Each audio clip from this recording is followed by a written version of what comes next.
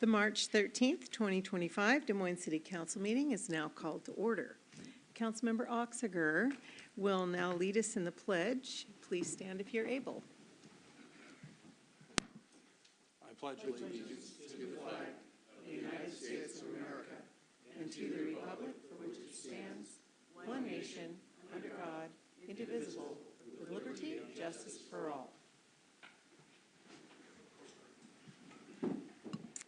Well, to all the public here, thank you for joining us tonight. Appreciate your being here on this. Who knows if it's sunny or storming out right now? It seems to change every 10 minutes today. So thanks for being here. Those who are watching on Channel 21, please know that we can't attend to our phones from the dais, but if you experience any technical problems while watching online, please feel free to call City Clerk at DesMoinesWA.gov. Or no, that's a write. Please write to City Clerk at DesMoinesWA.gov. Let the record show that 6 council members are present in person and Councilmember Nutting is attending by phone. Do we have any correspondence not previously received by council? No, Madam Mayor. All right, thank you. So now it is time for comments from the public. And we ask that as you come to the podium, please keep your comments respectful and recognize that any person who is speaking or acting in a disruptive manner will be asked to leave the meeting. You'll have 3 minutes to speak, except for those that are, I think we have 1 or 2 presentations that are from an organization. Those will have 5 minutes. Please state your name and your city of residence when you come to the podium. So first up, we have do we have a presentation that we want to go first, or is it? Well, you can hold those until if it's for the 6 skills. For the and the city manager report. And the yacht club as well. Okay, we'll do that. All right, first up is Ted Teppo.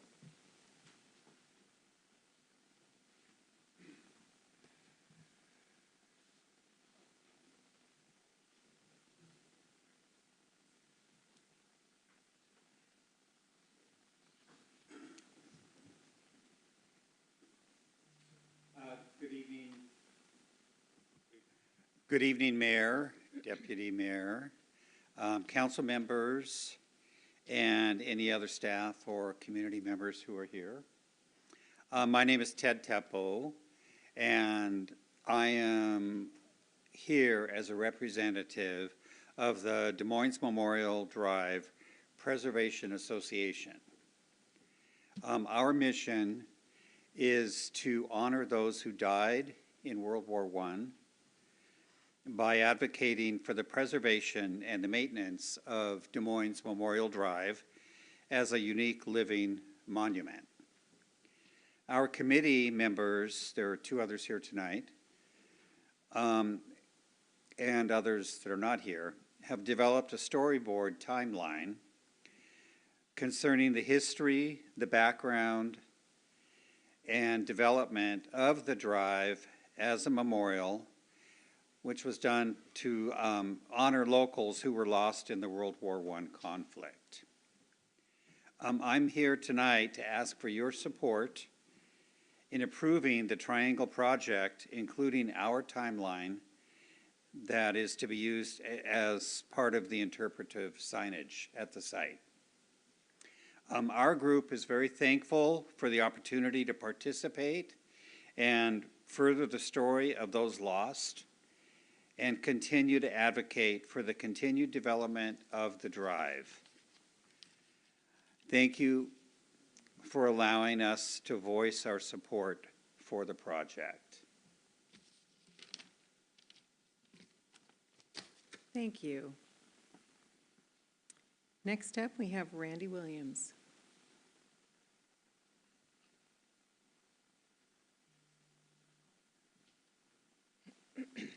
And good evening. Thank you, Madam Mayor, and the rest of our illustrious council. I appreciate the opportunity.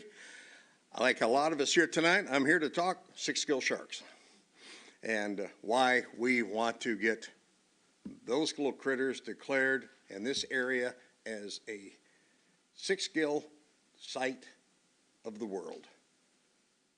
We'll settle for Des Moines, but we, Puget Sound. But Yeah, it's a wonderful animal. I've been diving for 56 years myself, scientific, Coast Guard diver, all that stuff. I tell you, it's one of the most beautiful things to see underwater. And Russ will be showing some goodies here tonight as well. And I'd like to thank all the divers and all of our folks here tonight. We really enjoy that encounter to see something so incredible as a six-gill shark. And the fact that we've got them right here in Redondo in the summertime, it's amazing. It is cool. Yeah. So we're hoping we can get a participation, and Des Moines will declare it, and we can get Des Moines declared as this capital for six-gill sharks. So give it a shot. All right, and the sharks will appreciate it too. All right, thank you so much. Thank you, Randy. Jess Alexanderson.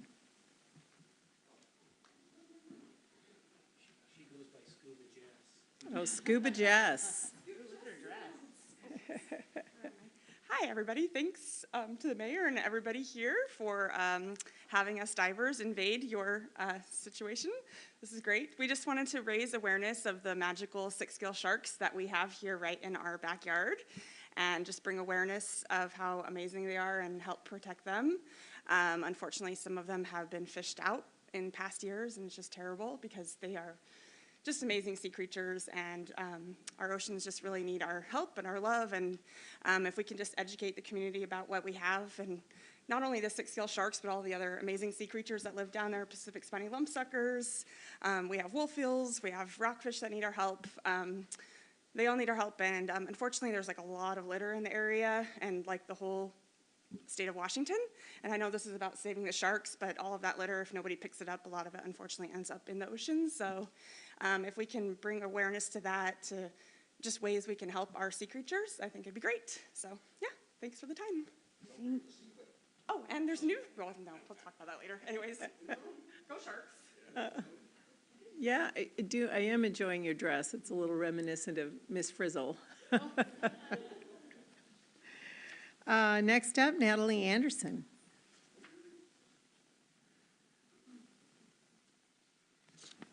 Hi, thank you, everybody. My name's Natalie Anderson. I live in Seattle, and I dive in Des Moines pretty much every week. This is a really special place. This is one of the only places in the world you can see six-gill sharks, which are primarily a deep water shark, at recreational depths. I don't have a whole lot to say except, you know, we tend to protect what we love, and if we raise awareness of the six-gill sharks and how special it is that we can actually see those here, I think, you know, people would be less inclined to see them as annoying bycatch. You know, we'd work a little harder to protect our waterways. I just want to spread information about them because they're super unique, and it's just an incredible experience to be able to see them. And that's all. Thank you. So I do notice that quite a few visitors tonight. Is there anybody who came tonight expecting or hoping to speak but didn't realize you needed to sign in? Okay. All right. I'll pass that back to you. Okay, next up, we have our committee chair reports, and we're going to begin with a report out regarding the Transportation Committee with Chair Mahoney. Thank you, Mayor. We met today at 4. Seems like it's already been a few hours, which it has. But we basically went over our TIP projects that are in the capital improvement project list. 24th was the biggest conversation. There's going to be a presentation tonight, so I'm not going to go into it anymore. But I will say that our staffs work really hard to find solutions and be positive with a lot of twists and turns. And then, of course, we talked about the Barnes Creek Trail and some of the updates there that they're trying to do. The Marina Steps, got an update on that, and the Redondo Pier, and the bathrooms. Just one note that was brought up was that there'll be a closure in Redondo, but they're going to be putting in the new sidewalk that has to be concrete. So they're going to close from Friday at 9 a.m. through Sunday of this week. And it's obviously going to have people have to reroute and detour as they can. But I put it this way: it's a short-term pain for a long-term gain. So it'll be worth it. So anyway, that's all. One more thing: PSRC Transportation Policy Board met today. And really the biggest thing is we went over several things, but the biggest concern obviously is where the federal dollars, are they going to come or are they not going to come? I can sum it up very easily by saying that much, because it's really the unknown of anything we're going to go forward with. But there was a lot of support for passenger ferries in the conversation as well. Thank you. Next up, a report out from the Environment Committee, which met this afternoon from Chair Harris. Thank you. We had a couple of items. We had a fairly routine review of the National Pollution Discharge Elimination System, and they spelled it out just for me because normally we call it NPDES, and I am very pleased to hear that basically, you know, it sounds like more requirements, but we're expanding what our group does into tree canopy. There is a lot more interest in incorporating trees on wetlands that are part of our water system, and this makes me very happy because what I've heard over and over again regarding Port of Seattle property, King County basins, and so forth, is that professional management of forest and wetlands it is wonderful to have volunteer groups, but professional management is far more efficient in terms of environmental uplift. So this is just really good news, and we also had a review of our stormwater management program plan, and a lot of that has to do with public engagement, and we're going to keep trying to find ways to get more people involved. The Environment Committee does a tremendous amount of great work for the public, and I sort of make little jokes, but it's just getting people to appreciate that and make it into something, you know, of greater interest to kids and so forth is something we're really working on. I'm just going to take 1 minute, if you don't, because people from the public sometimes leave. The Des Moines Memorial Drive Preservation Association has a website which talks about Can you save that for the presentation? Oh, will I have an opportunity? Okay, good. livingroadofremembrance.com in case anybody leaves.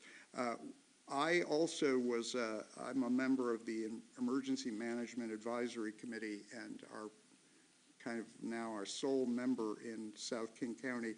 And I just wanted to mention briefly, we had this bomb cyclone last November, which was a lot more significant in the north and east side of the county, and they activated their emergency operations center. It was a big all hands on deck kind of a deal, and I just wanted to note something for us. They did something low dollar and very brilliant in my opinion. They activated warming centers and so forth, and they did something else because they have a big Generac batteries and so forth. They set up rows of charging stations for people's phones. And that sounds like a small thing, but I remember the last time since I've lived here, we've had like 2 big power outages that have lasted 4 and 5 days. Back then, people were not as utterly dependent on cell phones as they are now. And it cost them almost nothing, but they had hundreds and hundreds of people every day coming in to charge their phones. And it's something for us to think about, because if we lose power for 4 or 5 days, you know, not being able to charge your phone is going to be a real thing for people. So, you know, just something to put in the back pocket for the future. That's it. Thank you. We also have a report out from the Public Issues Committee with Deputy Mayor Steinmetz. Thank you, Madam Mayor. The Public Issues Committee is a committee of Sound Cities Association, which is 38 cities throughout King County who have kind of come together to balance out the two 800-pound gorillas around here, the county government and Seattle. And so we have a lot of the big issues that are going to be presented to the county come before that committee. And the big issue last night was the King County is asking to renew the Parks levy, and it's a $1.5 billion ask. As pointed out, this is a really huge, the park system in King County as they operated. I want to say 33,000 acres or something like that. It was an enormous amount. And they're going to be asking people to renew that levy, but at a higher amount than they have. Currently, you're paying about 19.54 cents per $1,000 of assessed value of your house. And that will go up to approximately 22 cents. And then what that means is that a home that is the median in value in King County, which is $844,000, will be paying approximately $17.8 per month towards parks. There were a number of questions. A lot of people were asking at the city representatives, trying to get a little more money. This was a little better understanding of where the money was going, how it was being spent, how it was being allocated. Some of the major points were that they're concerned that the allocation of money between Seattle and the rest of the county really wasn't striking people as very fair, because it was only 8% that was guaranteed to be allocated to cities outside of Seattle. One of the other issues that people raised is tax fatigue. I mean, I see a head nod there. You know, there used to be a theory that if people knew what they were paying for, where their tax dollars were going, they'd be more inclined than just having one big property tax bill. That and several other factors kind of led to a shift. So now we have levies for everything, property tax levies for everything. But now it feels like people are getting nickel and dimed. And I think that this could be an issue in trying to raise the money, and it was raised at that. So talking to the Parks and Rec people, they are advising everybody to contact their county council members and sort of weigh in on this levy and what it's going to look like. They're aiming to put it on the August ballot, and if you're concerned about it, I think everybody does generally support taxes and parks and trails throughout the county and is willing to spend some money on it. But the question really is how much and how big an increase are you willing to eat, and how is that money going to get distributed? So I'd urge everybody to contact their county council member about that. So, thank you. And ours is Our Deshaun Quinn. Oh, I'm sorry. Oh, yes. Our county Our new- council, yes, our King County council member is Deshaun Quinn, and he was recently appointed to fill the position that Dave Up the Grove left when he got elected to Public Lands Commissioner. So, but you can look up Deshaun Quinn or look up King County Council, and that's who you're looking for. It's District 5. So, thank you. Thank you. So we also had a Public Safety and Emergency Management Committee meeting last week. And a few things that we had a briefing about a few items. The substation that we've got up in the shopping mall up on 272nd, where the Safeway is, that we've had a substation there for a handful of years, and that will be closing due to budget constraints, and so they're just about moved out of that. Our cameras, our body-worn cameras, are being upgraded, and it's pretty amazing. All the expenses that were incurred as a result of that whole transfer over are being paid for by grants. And then Motorola has an extended warranty on the cameras that we didn't have before, and including all of our digital storage. It's pretty amazing, the deal that they got with Motorola with these cameras. So I told the chief next time I buy another house, I want him to negotiate for me. So they did a great job, so really happy about that. We received some crime stats. There's a big decrease in auto thefts as a result of the recent legislation, but there's also increases in alcohol and drug offenses. So that is a concern, always working ways to address that. South King Fire also gave us a really great presentation during the meeting. And just a couple data points, they received 27,000 calls last year. There's a 50% increase in calls in the last few years, and they're doing great work. Sure appreciate all of them, that big team serving us. That's all I have for that. All right, moving on to the city manager's report. I'm going to hand the baton over to City Manager Catherine Caffrey. Mayor and Council, we have a couple of presentations tonight, but we'll start with Commodore Peggy Clar, if I'm saying that right. And she is going to give an update on the Des Moines Yacht Club.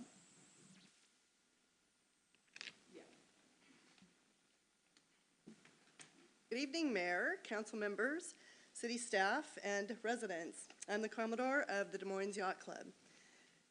Thank you for the opportunity to give you an update tonight on the events of the 2025 boating season. As many of you may know, our club has been a member of this community since 1957, and we have over 300 members who are community members as well. And they're located on our original property between Anthony's and Massey Creek. Our mission advocates safe boating, enabling the access to water, family boating, and Des Moines Yacht Club, whose name is reflected in as our home port, shares goodwill in events all around the Puget Sound with other boat clubs in the community. We look forward to an eventful year in 2025. We are committed to supporting our members, providing leadership in the boating community, and continuing our community engagement by our club members in Des Moines. We have always made efforts to contribute to the betterment of the local community, and last year's contributions provided more than $4,500 to a variety of organizations, including Dollars for Scholars, the Des Moines Area Food Bank, SR3, and Legacy Foundation. This year, we'll provide 4 scholarships, $1,000 each, to Mount Rainier High School students. Regarding our events this year, the lineup is as follows. Start to speed read a little bit here. March 15th, we'll hold our 26th annual Marine Swap Meet, which will bring hundreds of boaters from around the Sound to Des Moines as they shop for some incredible bargains. The first mates raise funds for local scholarships and nonprofit organizations through their treasure table and food sales. April 19th is the Daffodil Boat Parade, sponsored by the Tacoma Yacht Club, with the theme Boating Locally. We have participated in this event for years, and with a decorated boat, and we always do a great job of representing not only our yacht club, but the city.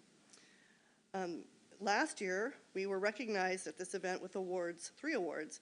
3rd place in the themed boat category. We were winner of the Commodore's Perpetual Award, and we also won Most Spirited. May 14th, the Yacht Club will again host the gathering for Dollars for Scholars, an award event for outstanding Mount Rainier High School students. Our members support this program through our Navigating the Future Scholarship Funds. Since 2008, we have funded 54 scholarships to a total of $50,000. We have a growing scholarship fund that can support this program into the future. This brings me to one of the important reasons I'm here tonight, and that is May 10th, we have our South Sound opening day for boating. Our theme for the casual part of this event is Pirates of the South Sound. We'll send invitations to you all shortly. Please join us under the Jolly Roger for a fun-filled weekend. As you may recall, the Saturday afternoon formal ceremony begins at 3 and is open to the public.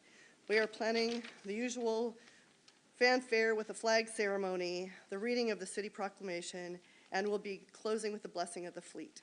Thank you, Mayor, and all the past mayors for your participation in this event.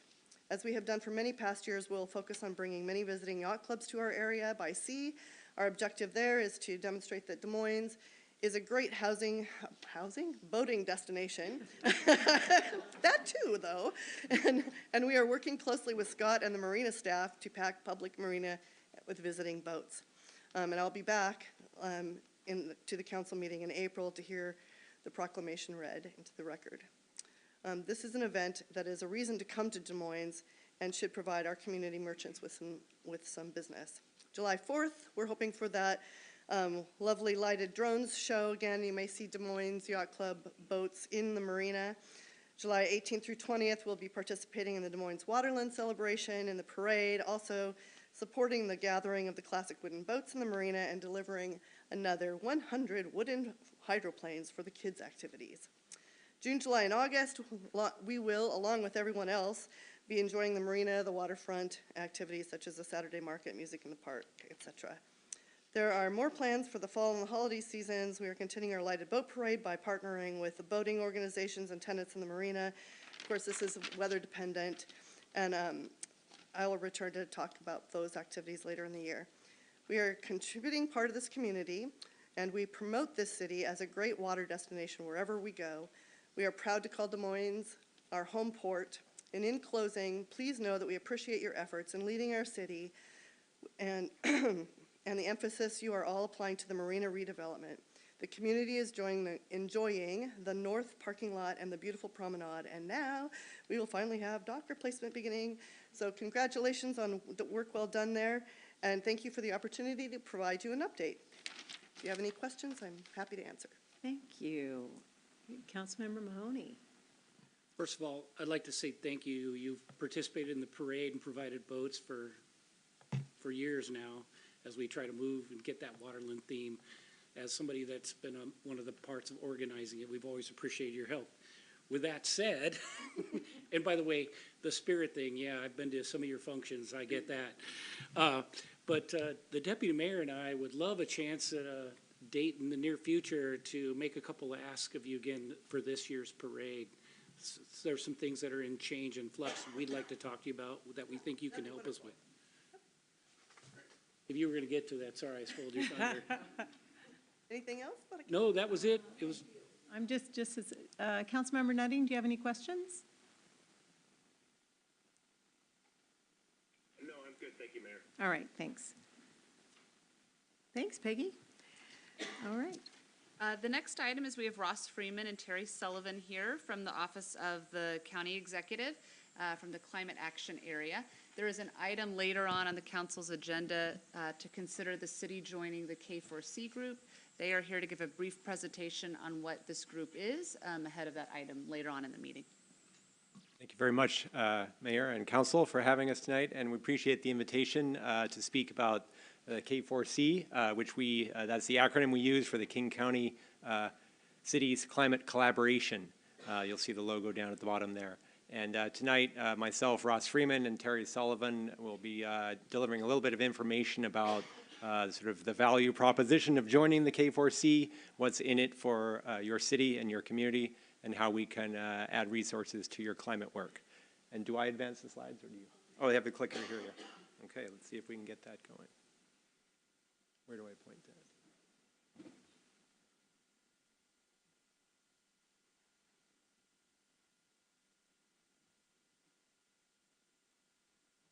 Okay, it's gone to sleep. Nope, okay, go ahead. Thank you. So just a quick overview of what the K4C is here. Founded in 2012. It's a partnership of many different sizes of local government around the region. You'll see the map depicting who's involved now. These communities currently represent 86% of the county's population and are really spread across from small to large over most of the county. We're always interested in recruiting additional members, and that's why we're here tonight to speak to your council about this opportunity. Go ahead. Next slide. Great. And just a little bit about the basics of what is this institution. This is set up with interlocal agreement, an ILA. It's a voluntary but formal partnerships between local governments. What we're doing is working together to reduce greenhouse gas emissions, prepare for climate impacts, provide for health of residents. Examples of the kind of work we collaborate on: climate planning, green building, preparing for climate impacts, green energy, transportation issues, and we'll get into some of these just at the end of the presentation. And just at the bottom there are some example benefits we'll also touch on later. These range from toolkits to outreach materials, advocacy support for wind bills in Olympia, coordination on grants, and especially funding opportunities is of great interest now to many of our partners. Next slide. So what does the K4C ILA look like? On the left there, you'll see a number of bullets just sort of defining what's in there. It establishes the governance structure. There's a small annual dues requested of each participant for this community. That would be in the $1,200 bracket. And then those dues are used each year to fund collaborative projects that benefit all of the participating partners. And we'll see those in the next couple of slides. So what does it look like to join? Everybody is welcome. We've recruited 21 of the 39 cities in King County so far. It often begins with conversations with your electeds and with city managers. We have done that. And then there is often a presentation to council, as we are doing tonight. We invite council members to speak with their peer cities, of course, that are already members. There's great information to be had there. If council approves, there is a resolution to execute the ILA. That's in the packet tonight. And then we have an optional but recommended additional component that we would recommend visiting later, and this is the Joint Climate Action Commitments, which lays out sort of the founding issues and principles that we're all working towards. And then after that, it's just designating a staff member and elected that can attend the relevant meetings and participate in the process. Next slide. So just a quick overview on logistics. There's Executive Constantine there at the most recent elected official work session. So I'll start with that. Once a year, we have an annual event where electeds from all of our participating communities attend and discuss issues of the day. Often there's a recap of what's happened in Olympia or a tee-up of what's coming. And on a monthly basis, for electeds that wish to be more involved, Terry here and our director lead what we call the Elected Outreach Committee for those who want to be more engaged. On the staff side, the upper paragraph there, we have a monthly meeting series where attendees are learning about emerging opportunities, toolkits, funding. There's guest presentations. We assist with access to state allocated funds, formula funding, and then we vote on shared projects that we all wish to fund together. Next slide. So the benefits, you may have gathered this already, but collective action here is the name of the game with this process, and we feel we can especially bring a lot of value to smaller governments around the region that often only have perhaps part of one staff member who's working on these issues. And we can provide a lot of capacity, especially you'll often find that there's other cities going through the same issues or working on the same projects or working on the same kinds of campaigns like a rooftop solar or electric vehicle chargers or green building initiatives. Somebody else is doing it too, and we are very keen to connect you with collaborators. Next slide. So this will conclude my slides here, and Terry will go through two more at the end. These are the kind of aspects that we can provide through those dues that I mentioned earlier. For communities that are developing their first climate action plan, we have a toolkit that helps walk through the process so you don't have to reinvent the wheel. We have emissions inventories that some communities are often keen to buy into so that they don't need to fund their own. We offer model language often, most recently for comp plan updates. We have technical support from consultants. And then we do also run some of our own campaigns. One of those is a home electrification campaign, the Switches on Washington, and a number of other resources there at the end. So with that, I'll pass it over to Terry, who can just summarize some of the aspects that are especially relevant to your community here. Yeah, and so the last slide that Ross just went through kind of is sort of what we all contribute our dues to. And as you saw, the dues are pretty minimal. We collect that across the 21 partner cities and then invest in something that's a shared product that's just more efficient. But moving forward, at least the last few years and moving forward, access to funding is probably the main benefit of joining the K4C. There's an increasing number of maybe less federal grants these days, but state grants through the Climate Commitment Act. that we as K4C members are often partnering on to deliver a grant proposal to. A couple examples of that in the last year. We recently secured $6 million in the King County Climate Office to distribute HEPA filters across South King County. We're working with our public health department to do that. That is happening now in Des Moines, regardless of whether or not you join the K4C. But oftentimes joining and having staff present at these monthly meetings just increases awareness of and access to these types of opportunities. Similarly, we recently launched a heat pump program in the region in unincorporated King County, but are looking to expand that into South King County. That comes from Department of Commerce funding that is grant formula funding, so just being ready as a community to join us or other cities in the region to pursue those funds is really a key aspect of this collaboration. Next slide, just to wrap things up here. Similarly, King County, in our climate office, we run countywide initiatives. That's having staff members present at these monthly meetings just gives a little bit more awareness of these opportunities, smaller grant programs.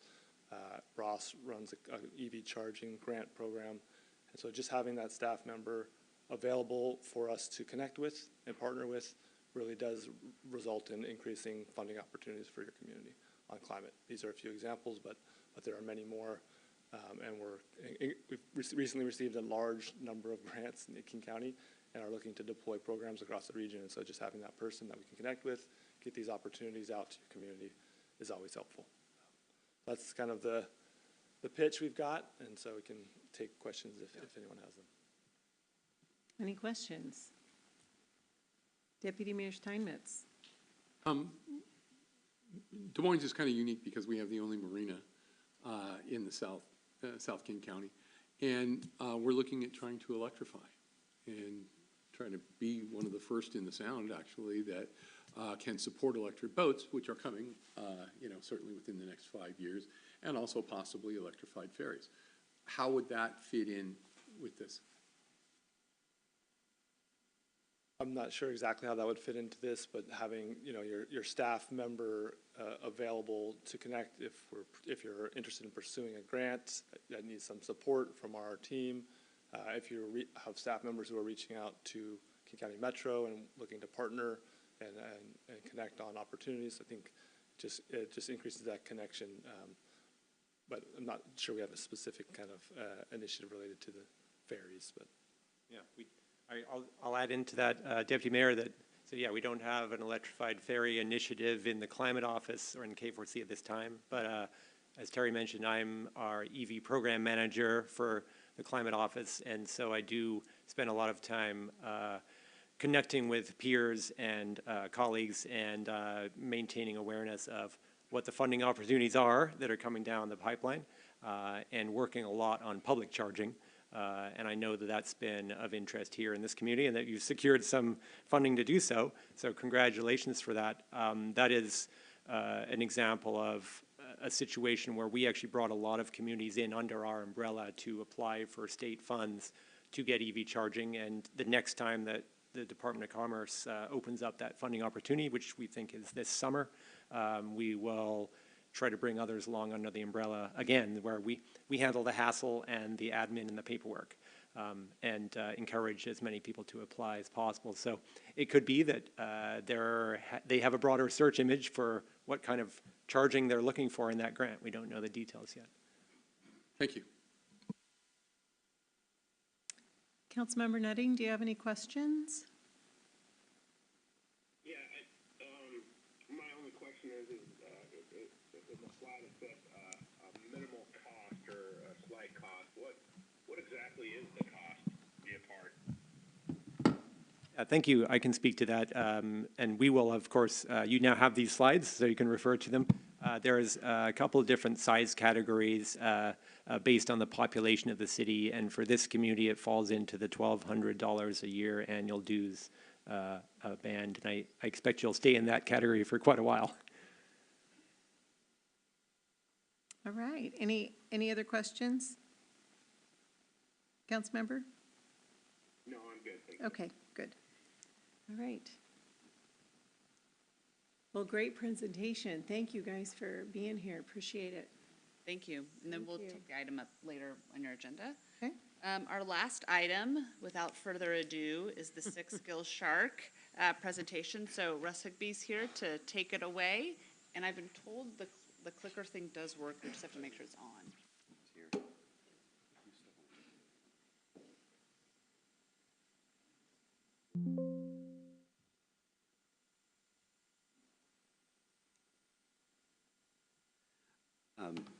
Thank you, Mayor. Thank you, Council. Thank you, staff. And thank you, guests. I'd like to start with a video of a six gill that was actually taken by one of the public speakers. This was filmed at Redondo. And this is one of the reasons why these animals are just amazing. And if you have the chance to see them, please.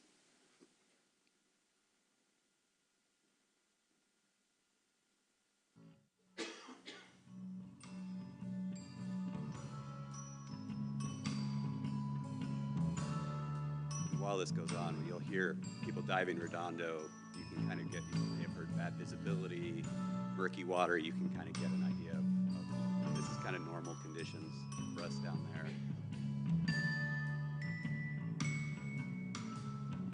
A 7 to 8 foot shark is going to weigh about 500 pounds.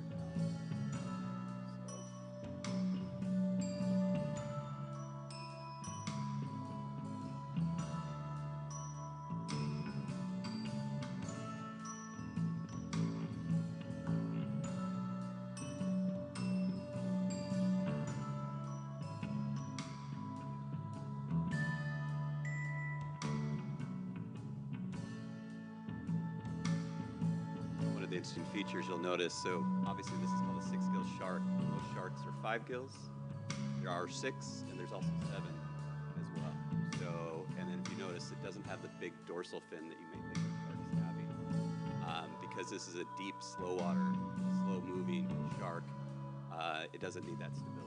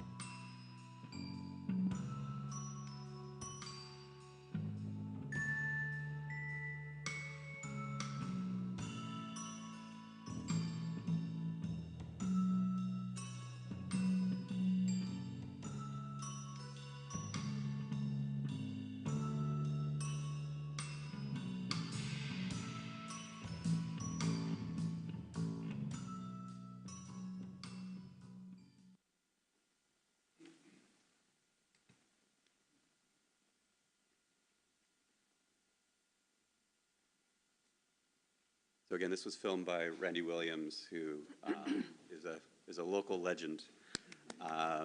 So, yeah. All right. So, oops. So big picture in terms of my numbering went weird. And for the city is make Des Moines, Washington, the 6 gill shark capital of the world. Make July 6th 6 gill shark day as a city, and that we can actually apply for National 6 gill shark day, and national days are basically like $50 and a letter sort of thing. It's there's not a lot of teeth in that, if you can imagine. Why July 6th? It builds on existing events. Shark Week, probably all of you have heard of, is for 2025 is July 6th to 13th, usually the second week-ish in July. Shark Awareness Day is July 14th, and Shark Month is July 6th. The third idea is rename 6th Avenue, which you can see boxed in on the picture on the right-hand side, as 6 Gill Shark Avenue or some version of that. Obviously, the naming would be an honorary commemorative sort of idea. So a little bit of kind of where we're going. So the vision, as a 6 Gill Shark capital of the world, Des Moines, Washington, and South King County would become a focus for marine enthusiasts, tourists, and researchers drawn to experience its unique resident environments and opportunities. So vision aligns with the city's strong identity as a waterfront destination, including plans for future development, its reputation as a premier dive location, and strategic partnerships with Highline College, their Math Center Aquarium, SR3, Maritime High School, as well as other community partners. So, oh, am I going backwards? Can you help me?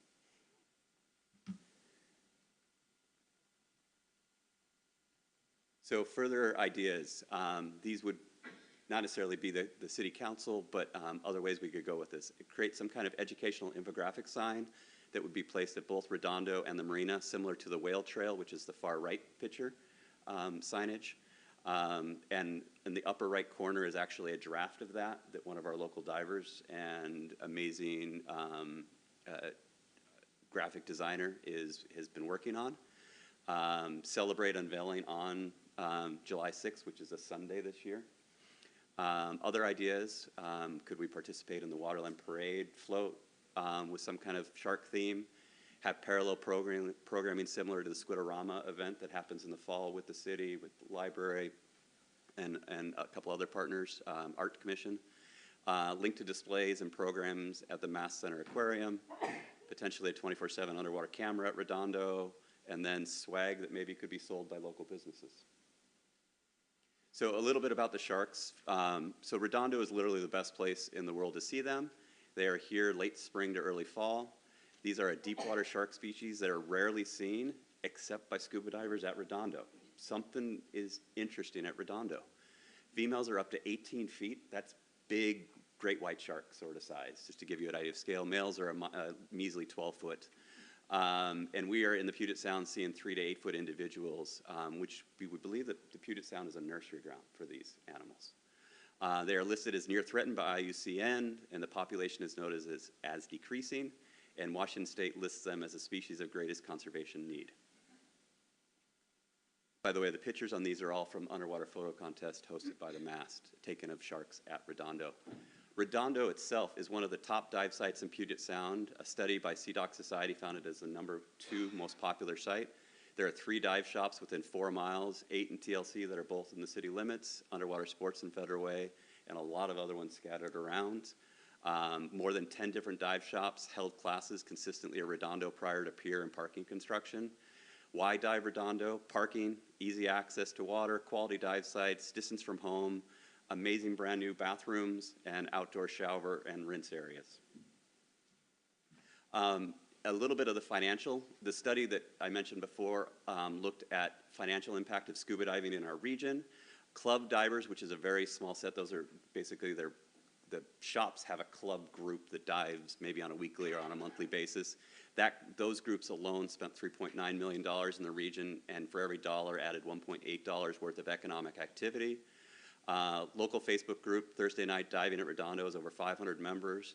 According to the harbor master, $80,000 a year in parking fees prior to construction, and is predicted to probably double once the new facility, so this is going to be a revenue stream.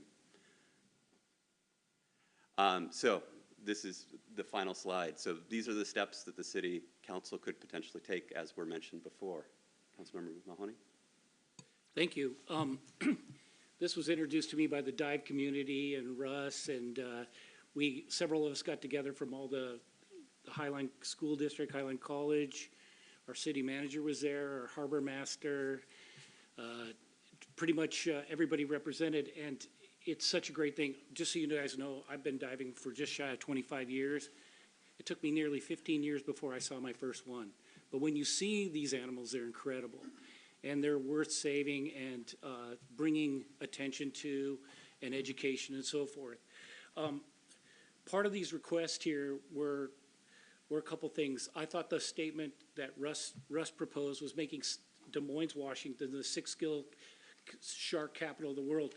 No one's done something like this really before, so it would be kind of breaking a trend, and we are. As he's mentioned, this is the place you go to see them during that window of time. The other one was we were looking for other ideas of when to do we want to get a proclamation, and we'd hold an event on July 6th. And as he mentioned, it coincided with many of the things, Shark Week, 6. We talked about 6/6, but it didn't work out, and it made more sense to do it in July and so forth. And of course, Shark Month. Then of course, we were looking at, it was a suggestion during that meeting of, can we can we do something that's kind of honorary? And it was, we were spitballing ideas, and somebody came up with the idea of an honorary or commemorative, name for a street. And so, of course, we looked at what 6th Avenue is, and of course, the one 6th Avenue we have is down in our Marina District. And part of what we wanted to do is we didn't want to keep the focus just like in Redondo or down at the Marina. We wanted to spread it across the town. And taking advantage of, we don't have to change anybody's address. It would be an honorary name like we do Waterland Week or Waterland Way or Backstage Alley, those kind of things. Rainier Boulevard up by the high school or Rainier Ave. It was in that. We believe that a lot of this to be paid for, like the educational signs and stuff, can be done with some of the swag and things like that. I've spoke to many dive shops in the community. They're willing to sell for fundraisers to help us raise money. We believe that there are, in speaking to the harbor master, he thought there were some grant opportunities and so forth. So as far as the financial piece of it, as far as the city's concerned, yes, there would be some outlay, but it would be minimal. The recognition that we'd get in the diving community would bring people not only from the local region, but to the state, to the Northwest, the United States, Canada, and even the world. I've been down in Redondo and dove many times, and I've met people from all over the world. So it's a great opportunity for us to expand and be this premier waterfront destination that we've set a goal to do. So it's kind of that kind of thing. So I'd kind of like to turn it over to my council members about what they're thinking. Or Catherine, did you have anything to say before that happens? So just kind of want to hear your thoughts on it, and if you're kind of for it, then I would go ahead and make a motion to start moving this forward. All right, so do we have any questions? Councilmember Harris. Yeah, is there an ichthyologist in the house? I mean, I'm familiar with these things, strangely enough, just from fishing. I mean, their professional fishermen will encounter these things, but they're like 500 feet down. I mean, they're like deep, okay? And so like Blue Planet and the deep, some of those are 6 seals. They're just bycatch. No, these are deep water shark. And the way I describe it is their shallow is diver deep. So, I mean, you kind of touched on it. I'm just like, why Redondo? And if the answer is not known, is there a PhD in there or a grant opportunity? No, I mean, seriously, like, why? There's no absolute answer to that. Well, yes, there is. There will be at some point. I'm just, sure. They're seen. That you'll hear Les Davis Fisher, because they're occasionally caught by what's called bycatch, where you're fishing for something else and you catch them. There's stories of them being caught around. So we know they're in the Puget Sound. Seattle Aquarium was doing some research about 10 years ago that they're no longer falling through. They were getting them off their dock, right? So again, they're in the Puget Sound, but Redondo just is the center of the universe for them. What I'm getting at is this isn't just a one-off. They've been here for a while. They're gonna be here for a while. Their numbers have been increasing in terms of what divers are seeing. Yeah. So the first one I saw was probably 15 years ago. Okay. But I know of divers last year that saw a couple and maybe even several on one dive. Yeah. So. No, I'm just fascinated by it because they're so... There's not an obvious answer, and it would, scientifically it would be hard to prove because, control study, blah, blah, blah. But it's definitely interesting. And there's nobody currently is looking closely at Puget Sound populations. Fish and Wildlife is doing some management. Fish and Wildlife is doing some outreach. Like they're probably going to put a sign on the end of Scott and Katie's dock that basically says no fishing, right? They're working on some of that kind of stuff. So there's been conversations about trying to link the messaging around this with the messaging around that. Because, I kind of believe is you shine a bright light on stuff to get good behavior and get people excited. Yeah, no, it would just be weird to put up a sign and everything and then find out that they migrate down to Vancouver. What's going to happen in 20 years? Right, but right now, they've been seen, I know of divers that have seen them for 20 years at Redondo. So, I mean, I can go back 20 years and I can tell you that they're there.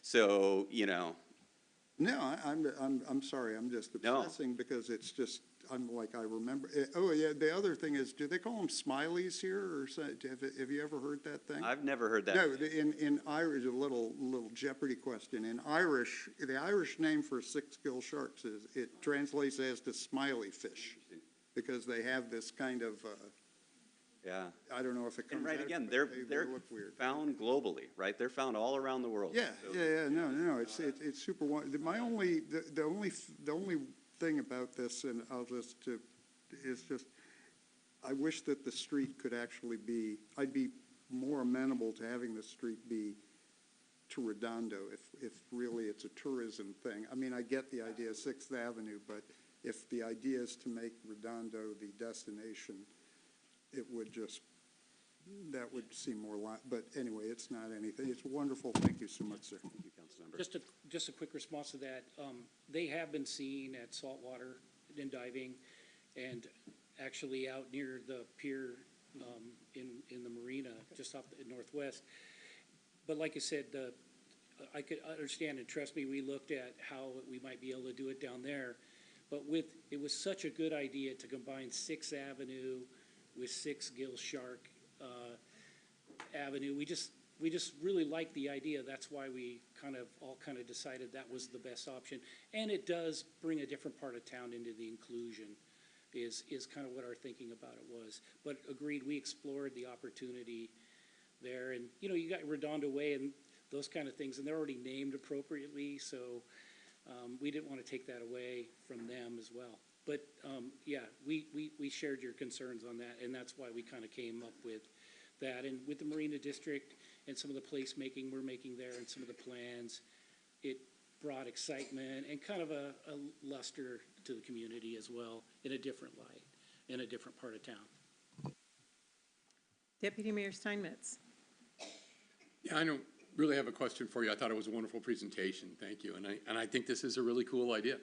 I think the little things that we can do to make our community unique, to draw some interest, draw some focus on that, and as you pointed out, there, 3.9 million spent by local divers. That's, dive clubs.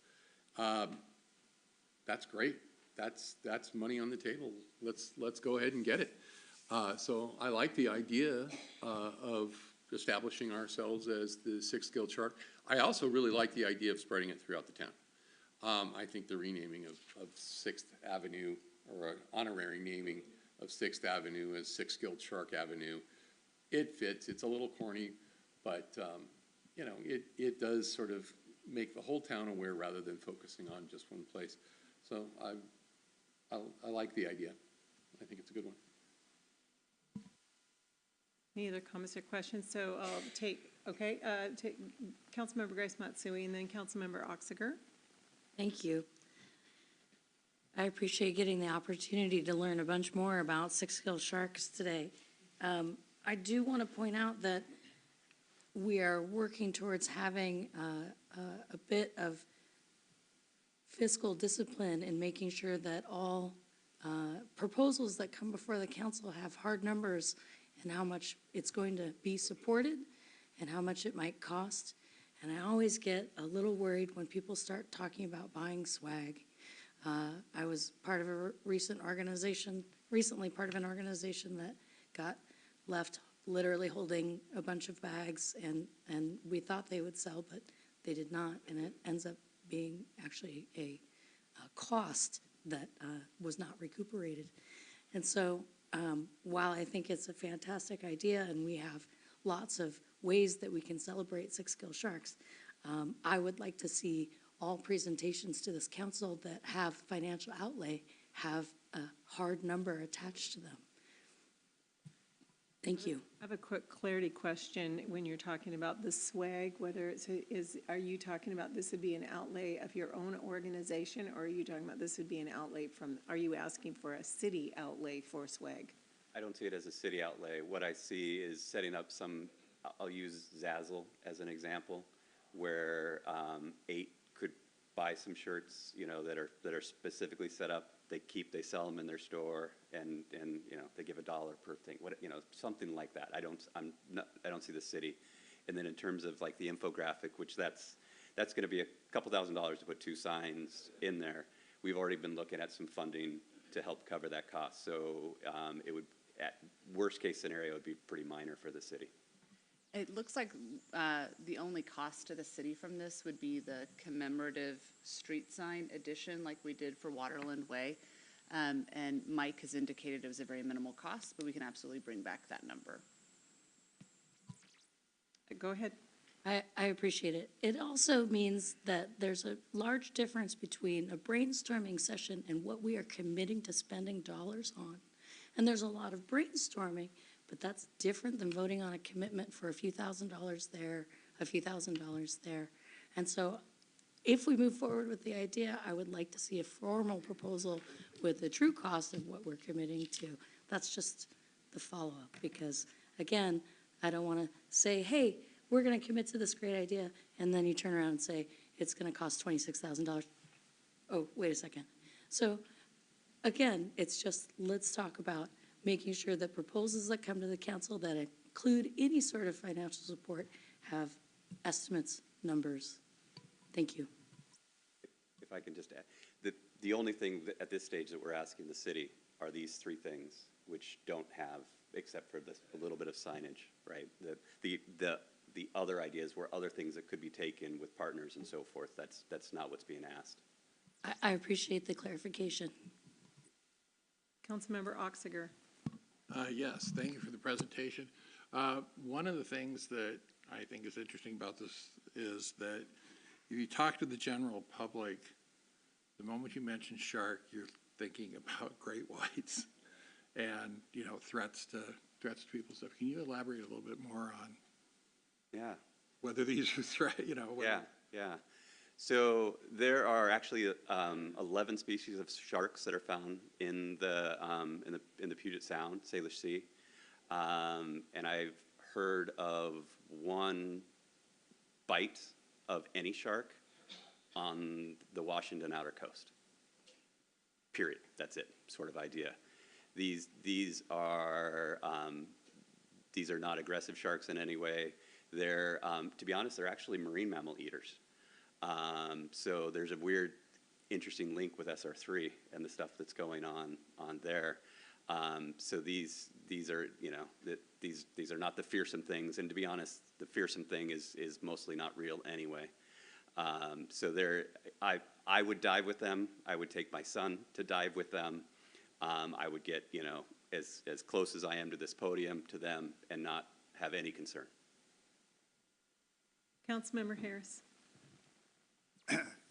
Yeah, look up that smiley fish thing. I mean, they're very innocuous. No, seriously, they're very innocuous. But I just want to tag on something Councilmember Grace Matsui said.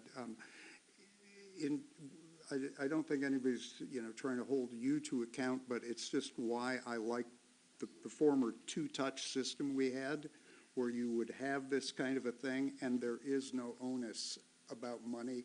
It's just the city manager comes back with a specific proposal, and then we look at it and we go, oh yeah, it's $1,800 or whatever it is, and it's just, there's a politeness factor. It reduces the friction kind of a thing, and but I fully concur that basically the reason I like the 2-touch thing is everything should come back.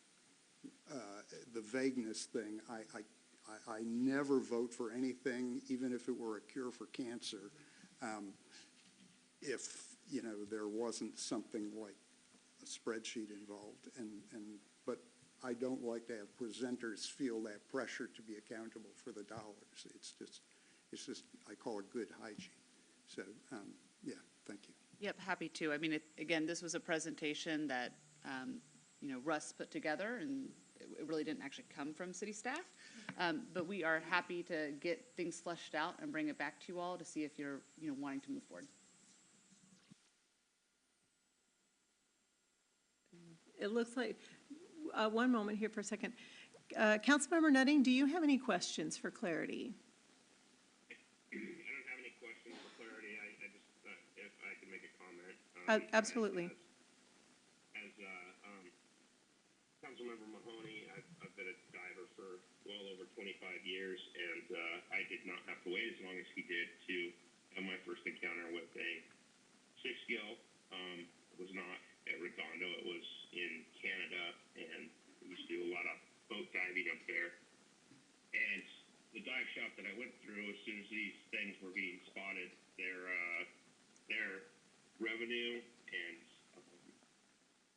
you just couldn't get a dive off of any of the boats when these wonderful creatures were at the depths that they were. And I was as close as the presenter was to the podium with one of these incredible creatures. And so I'm all for this moving forward. I like to go, Councilmember Grace Matsui and Councilmember Harris, I just cautiously moving forward, being fiscally accountable. And I know it's probably not going to be much, but I'd like to see the dollars on it. But I'm excited for it. I'm excited for what it's going to bring the city and Redondo and the surrounding areas. So it's exciting to be a part of this. So, thank you. Thank you. Okay, it looks like a couple of you were thinking about a question or comment. Any of you, Councilmember Mahoney? No? No. Okay, so then, I do, really quick? Yeah.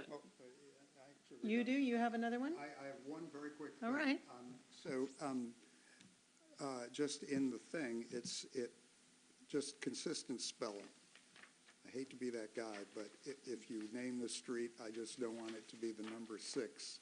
And if the species is Sixgill.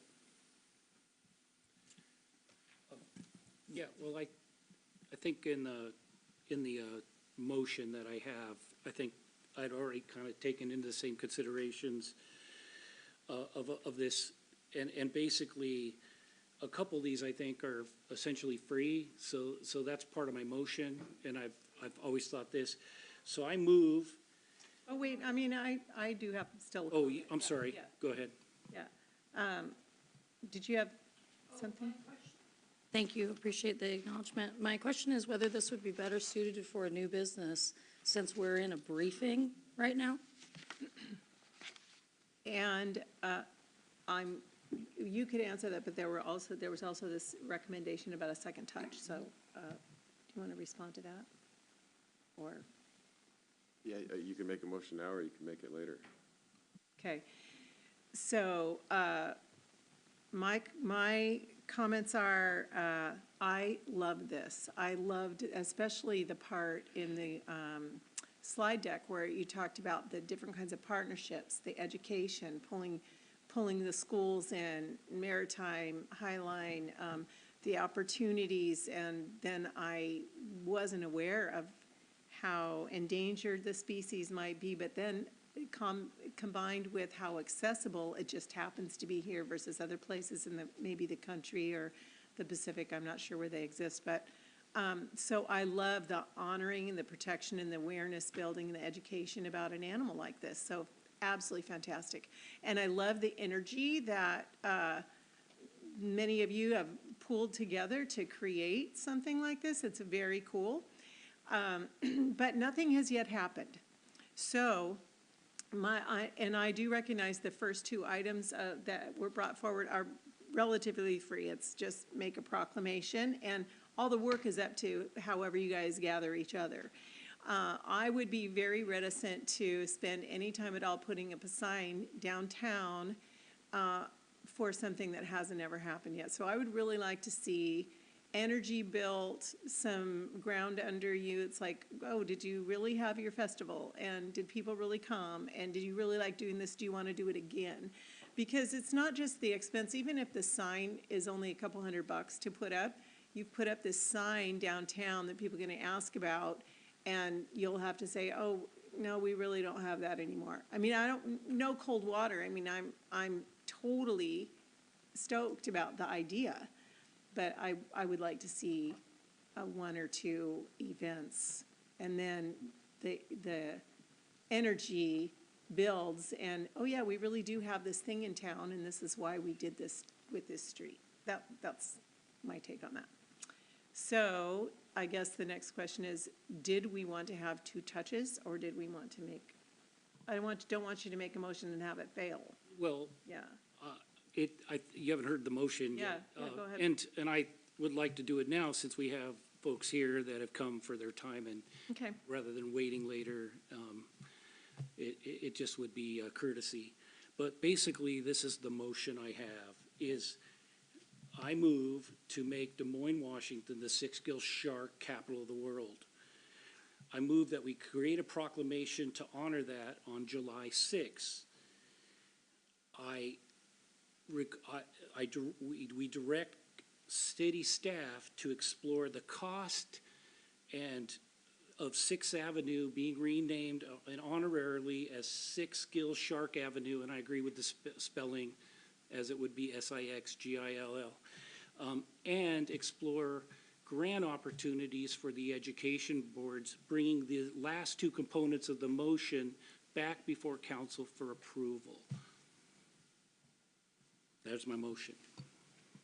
It's a long motion. Yes, but it had to be all-inclusive. Okay, all right, do I have a second? There's a second with, go ahead, Jeremy. Just a moment. So there's a second with Deputy Mayor Steinmetz, open for discussion.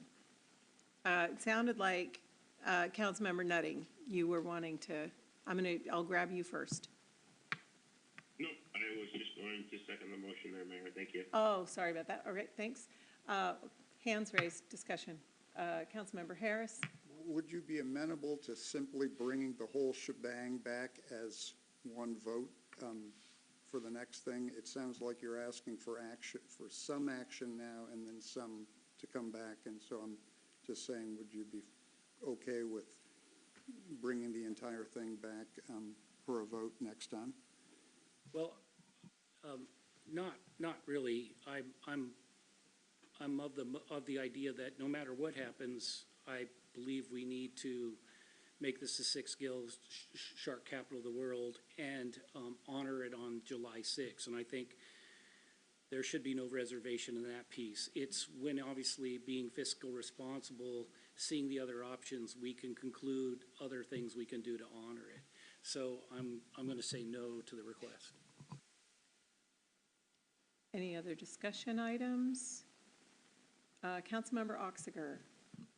Well, I have to agree that I think that the motion as it's constituted, you know, in a sense obligates us to the process. I mean, I think I don't think there's any,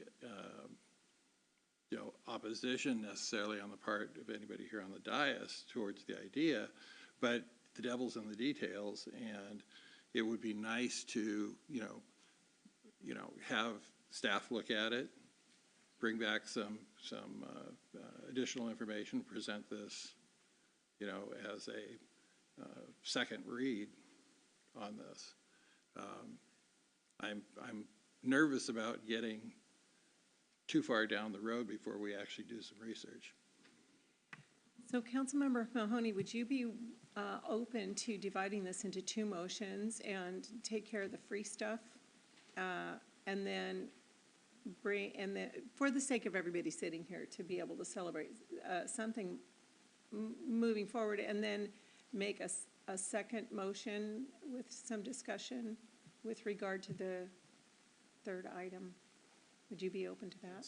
That's basically what I did. The first two are the motion to go ahead and do those, and then the second is bring the rest on council. That's the way I intended it. If you want it in two separate motions, I'll be glad to do that. But I was just trying to be all-inclusive on this. So is that what you prefer? That I'd be amenable to. Okay, I'm just trying to get a feel from the council on the, it almost seemed like there was, that might be favorable. Councilmember Grace Matsui. My hesitation remains that it does feel like we're being obligated to support something that does cost money without figures with the motion. And I don't know that the motion has how many parts? Well, the motion had 4 parts. Two were to make Des Moines the Six-Gill Shark Capital of the World. The second component of that was make July 6th the Six-Gill Shark Day. then it was to explore the cost for the potential to honorarily name Sixth Avenue, and also look into grants to assist with the funding of education boards.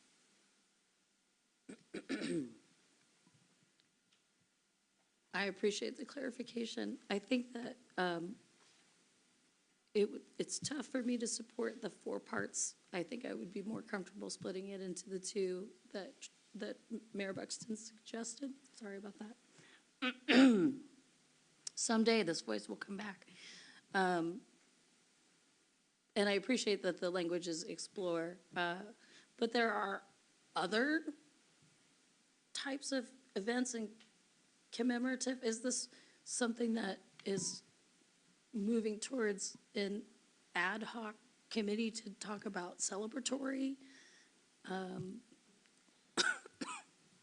No, the vision we had was more of it would be down on the marina or down at Redondo, would be reading of the proclamation, that simple. We didn't. I envision like basically a dive party, right? Invite people to come and go look for Six Skills. Proclamation is read. That's kind of my envision in Redondo.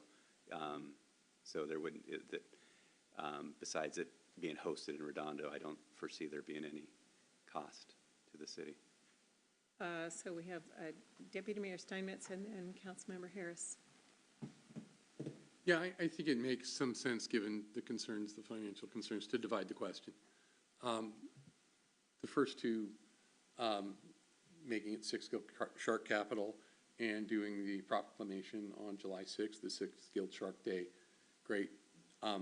There's no cost to the city for that, and frankly, we would expect the dive community to put on the celebration at that time.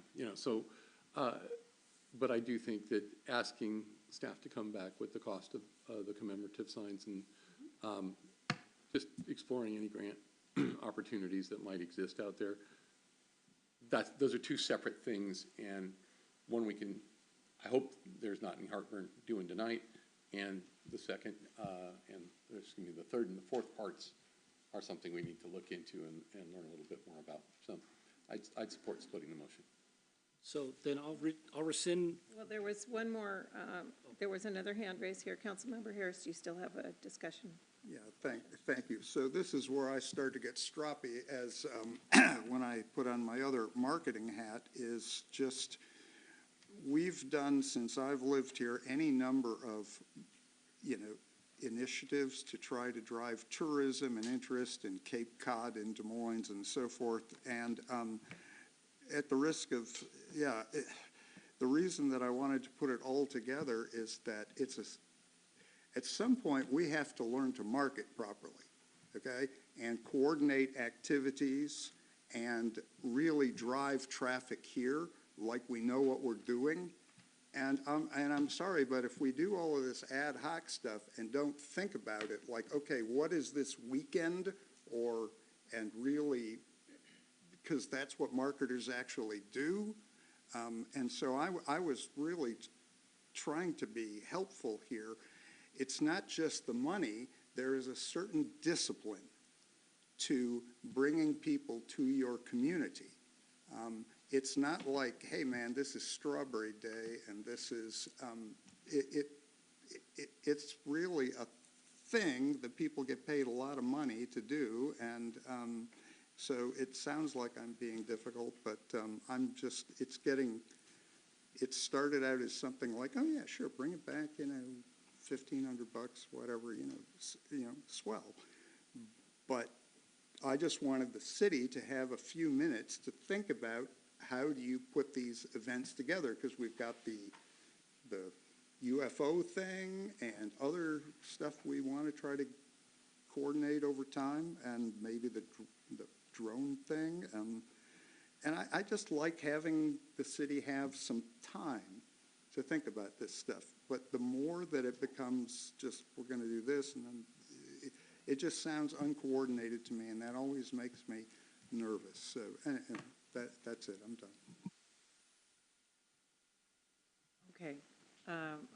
one more thought from me is that the more talk there is about the city being involved in marketing or tourism and all that,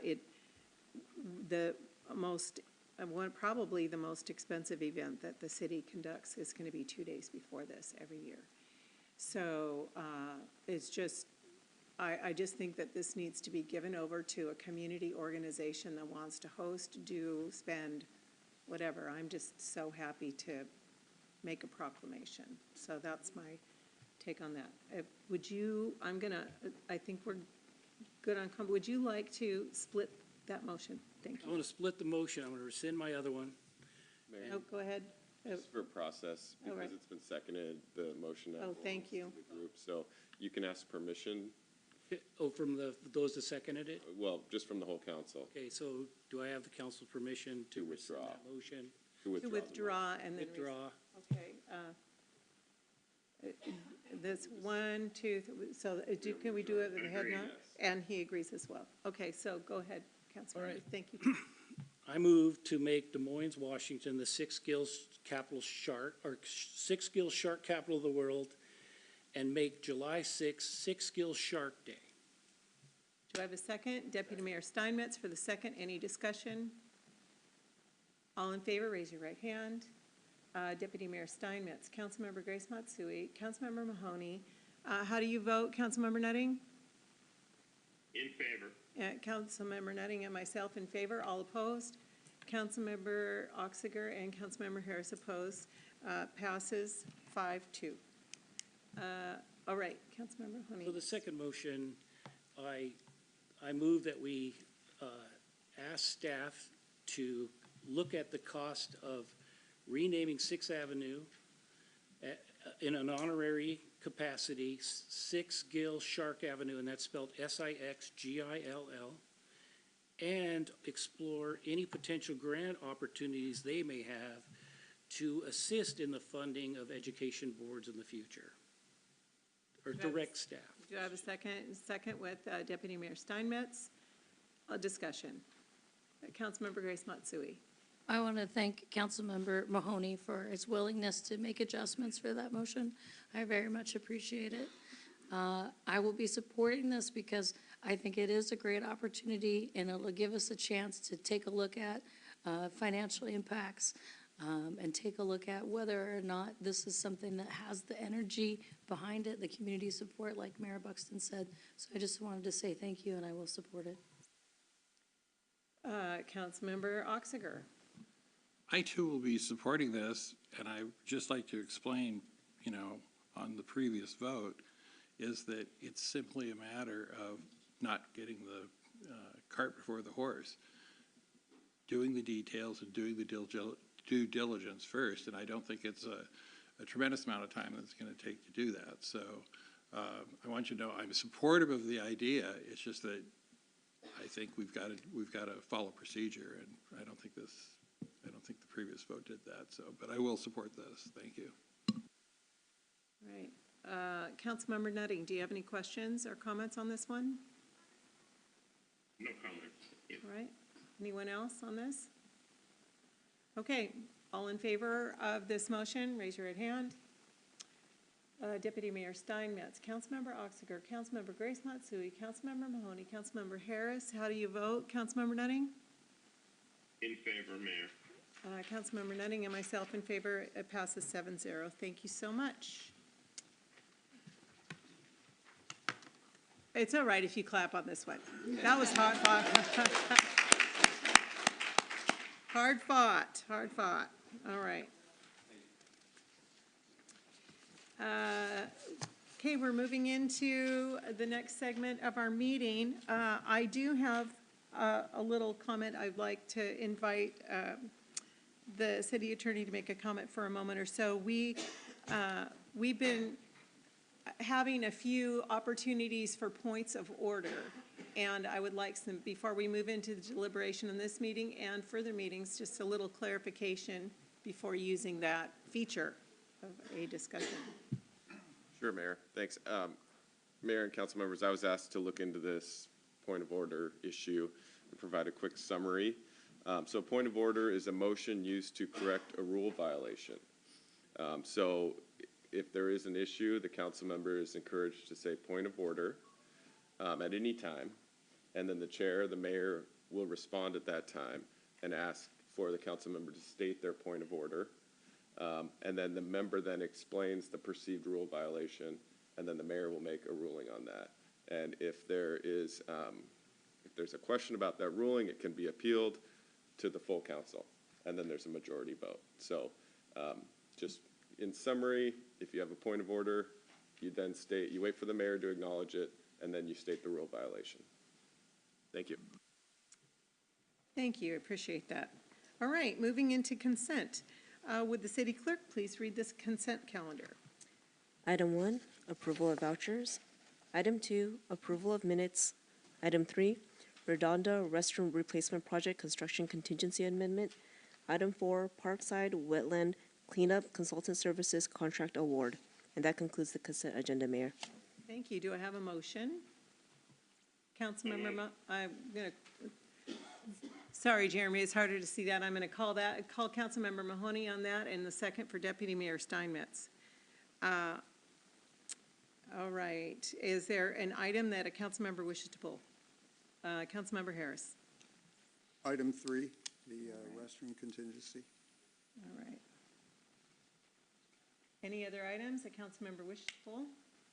Okay, we'll be voting on the consent agenda as read for items 1, 2, and 4. All in favor, raise your right hand. And how do you vote, Councilmember Nutting?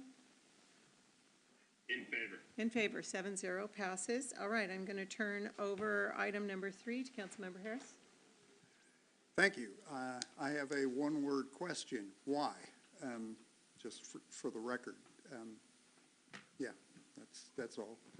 Councilmember Harris, we are increasing the contingency so that we can use the contractor that is on site more effectively to also install the parking structure dollars. So the money that's coming in here is coming from the parking structure for the marina.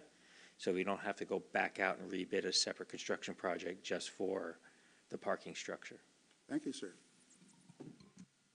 All right, any other questions? All right, so since you pulled, would you like to read the motions, Councilmember, or pass that to somebody else? Sure thing. All right. I move to increase the project construction contingency for the Redondo Restroom Replacement Project, in the amount of $130,000, bringing the total project construction contingency to $320,000. Do I have a second? A second for, Deputy Mayor Steinmetz. Any discussion? All in favor, raise your right hand. How do you vote, Councilmember Nutting? In favor, Mayor. In favor, 7-0. Thank you very much. Would you like to read motion number 2, Councilmember? I move to direct administration to bring forward a budget amendment to the 2025 to 2030 capital improvement plan and the 2025 capital budget to include the amended Redondo restroom replacement project as described herein, and include such amendment in the next available budget amendment ordinance. Do I have a second? Second for Deputy Mayor Steinmetz. Any discussion? All in favor, raise your right hand. How do you vote, Councilmember Nutting? In favor, Mayor. In favor. Thank you. Thank you. 7-0 passes. All right. All right. So now we move on to unfinished business. And the first item up is the Airport Advisory Committee discussion. The purpose of this item is to consider the Airport Committee purpose and composition. And we were given a list of, there's a summary in the packet and a list of 4 questions that staff would like to have answered tonight. And for reference, it's on page 25 of the packet, so I'm going to go there. Mayor, Rebecca has a brief presentation, which the Oh, questions are on a slide, thank so you. you don't have to flip through all the paper if you don't want. All right, well, Rebecca, welcome to the podium. So, handing the baton to you.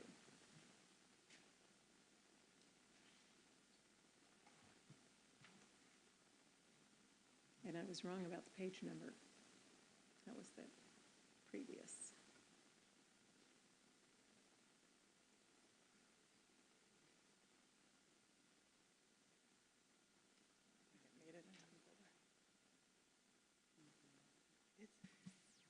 Never mind. We don't have a presentation.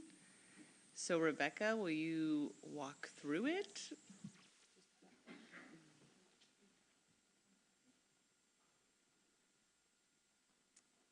I have the page pulled up on my computer. Do you need that? Okay.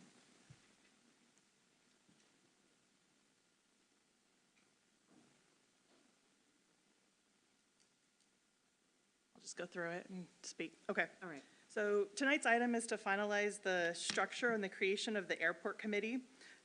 We requested to also identify any other options for how the committee can be structured. In October 2024 and February 2025, the council voted to move forward with an independent committee. However, if the council wants to change this course or pursue any different structures, such as making it part of a council committee or having a focused study session dedicated to deep dives at the airport issue, you can explore those options as well. Based on prior conversations, the purpose of the airport committee is to look at the SAMP, Sustainable Airport Master Plan timeline, and any responses for the environmental process, recommendations related to the interlocal agreement and airport with the airport partners, recommendations related to any consultant needs that assist with any relevant projects, assist with the START, which is the Seattle-Tacoma Airport Roundtable Committee. We are currently in need of a new community appointee. And recommendations for the city strategy with the Port of Seattle. Next is talking about the committee composition. This committee was proposed to be ad hoc. We'll meet at least quarterly to assist in any airport-related issues. The committee suggestion is to consist with 1 council member as a member and 4 citizens or business participants.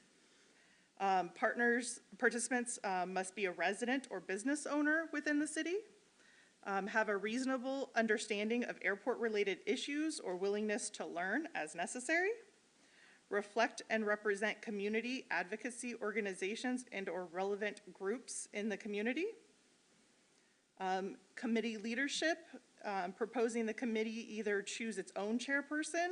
The chair should encourage collaboration and participation with a directive role.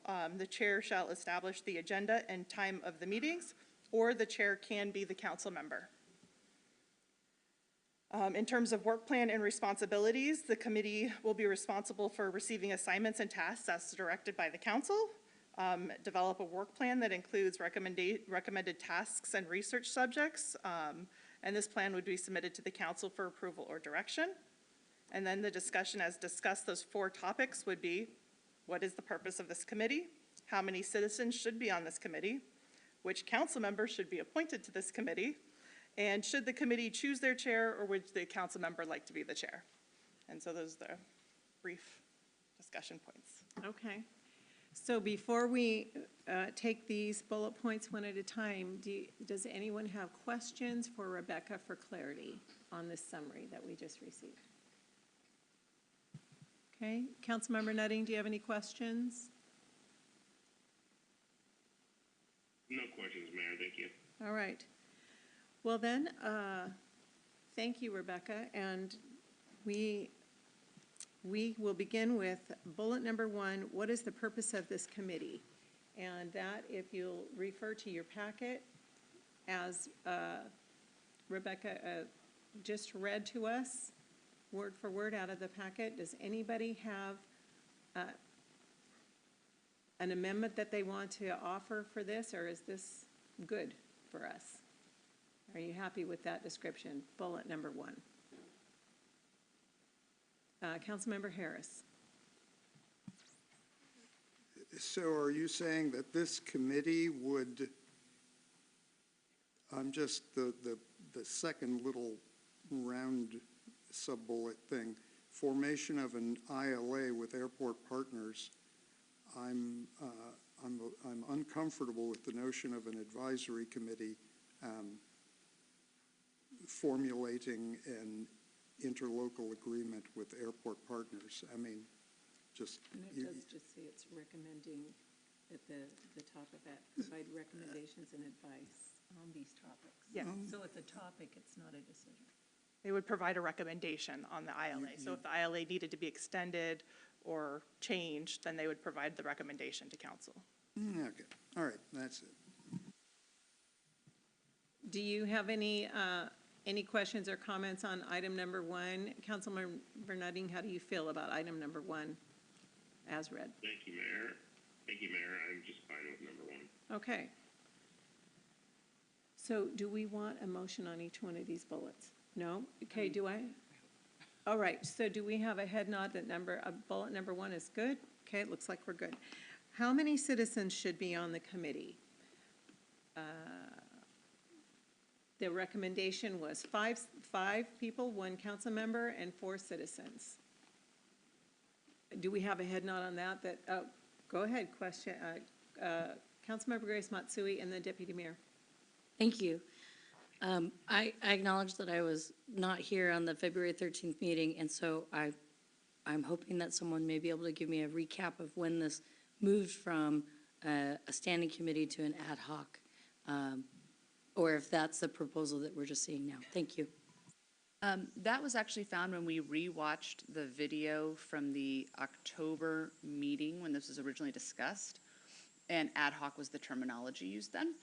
So, but we're happy to do whatever you all want, but that was what the original motion was in October. All right. Deputy Mayor Steinmetz? Yeah, and as I recall, just in part to answer that question, the previous airport committees, have come and gone, and trying to keep them together as a standing committee when perhaps there wasn't enough work for them to do, there should be, but that was the reason, I think, why people suggested it be an ad hoc, because we have some very specific things that are trying to be addressed in this committee, as we've seen in part 1.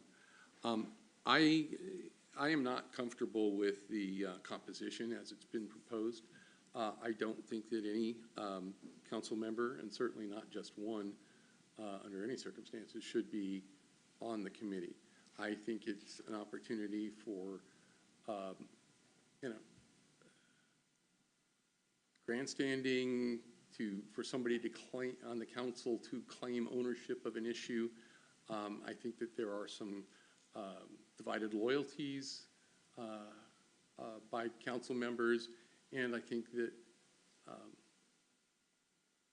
it's something we're seeking advice from, and we can discuss among ourselves. We share advice with each other all the time up here. But if we're asking an airport committee to advise us on some things, then I think that there shouldn't be a council member on that. We should receive the advice, and then we can discuss it among themselves.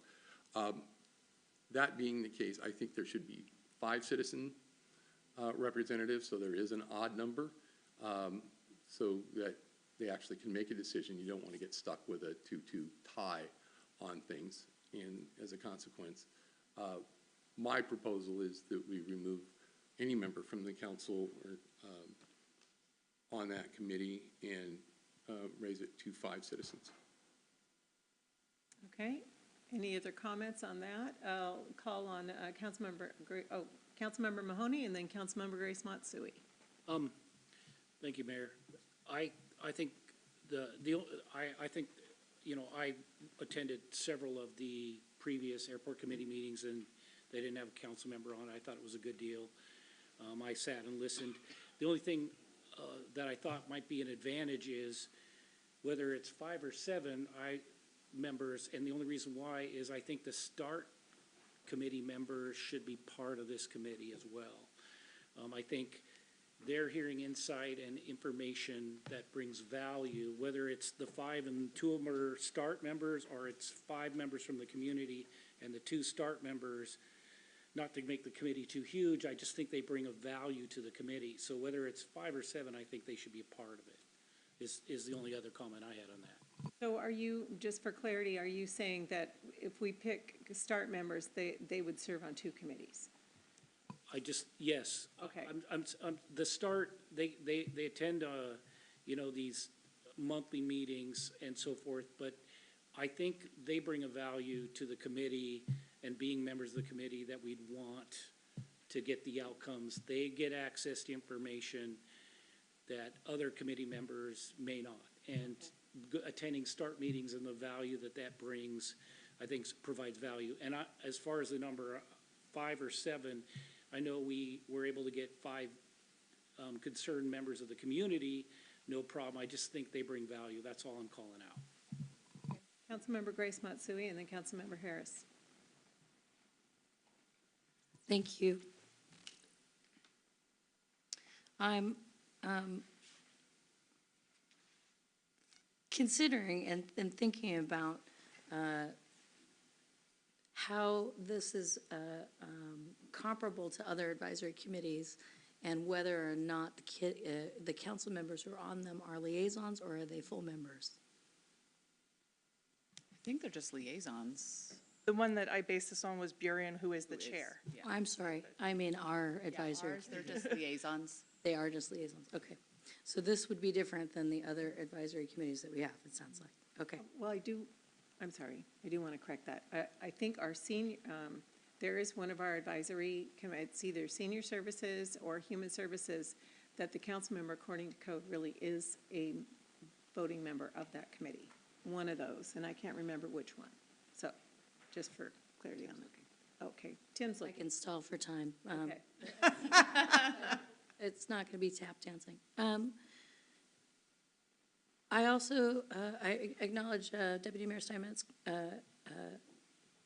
suggestion about having an odd number, but I would include the council member as the odd number up to 5. If that person actually turns out to be a full member, you'd still have 5 if they were voting. But yeah, and we also, pretty odd. I do want to call out the last bullet point of the participants must, and that language is very prescriptive. You must be a resident or business owner. You must have a reasonable understanding or have a willingness to learn, and you must reflect an advocacy group or a relevant group. And I just want to think very carefully about, are you saying that all 4 or all X number of citizen or business participants have to meet all 3 of those criteria, or can they meet just 1?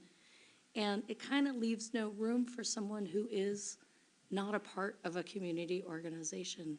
And perhaps they would have other things to say and bring. And so it'd be nice if there was somebody who could be unaffiliated. Who knows, maybe someone who's not affiliated won't be interested. But the way I'm reading this, it says all, the participants must meet all 3 of these criteria. Food for thought in that regard. Do you need more time? I could go into song We and found it, I'm dance. sorry. Okay. It's the senior services that, yeah, I know. So then I don't feel so bad, but Yeah. apparently you are technically a member. I am technically a member. Yes, thank you very much. I knew. Part of the club. There you go. I knew one of them. I feel like one of them was different, which is one of the things that is a little bit interesting about our code, is that there are these major differences. So we do have one advisory committee where the council is a full voting member. Excuse me, just for clarification, does that role transfer when you substitute? What are you asking? Does the full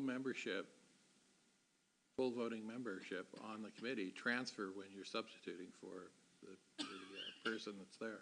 So if Councilmember Grace Matsui can't be there and you go, hypothetically, are you a valid member? I don't know. You are not. Okay, thank you. I think you were next, Councilmember Harris. Thank you. So Rebecca or the city, how many people, if you're aware, have expressed interest in said committee thus far? Until this is determined, we haven't put out the advertisement or the call for applicants. Okay, no, I'm just struck by the fact that, in the past, you got to understand, when the SAMP was kind of a thing back, in the day, and you'd have a certain number of people who were interested, and I'm just We've had a few people come and talk during these meetings. We've gotten a few emails, but because we haven't really put out a call for applications, we don't really know how many people will apply yet. Okay, the other, what was the other thing I was going to ask is that, yeah, well, no, actually, it's sort of rhetorical in that on our, it's, on the START committee, we had a business owner who does not live here for a couple of years, and so it's just sort of a funny thing. I'm just thinking about being part of a committee that one doesn't necessarily feel required to have an interest or, you know, I'm just trying to think about what the actual goals would be of the thing. But anyway, that's it. All right. Councilmember Nutting, I want to check in with you. Do you have any comments on this item? How many Yes, Madam Mayor, citizens? thank you. Yes, absolutely. Thank you.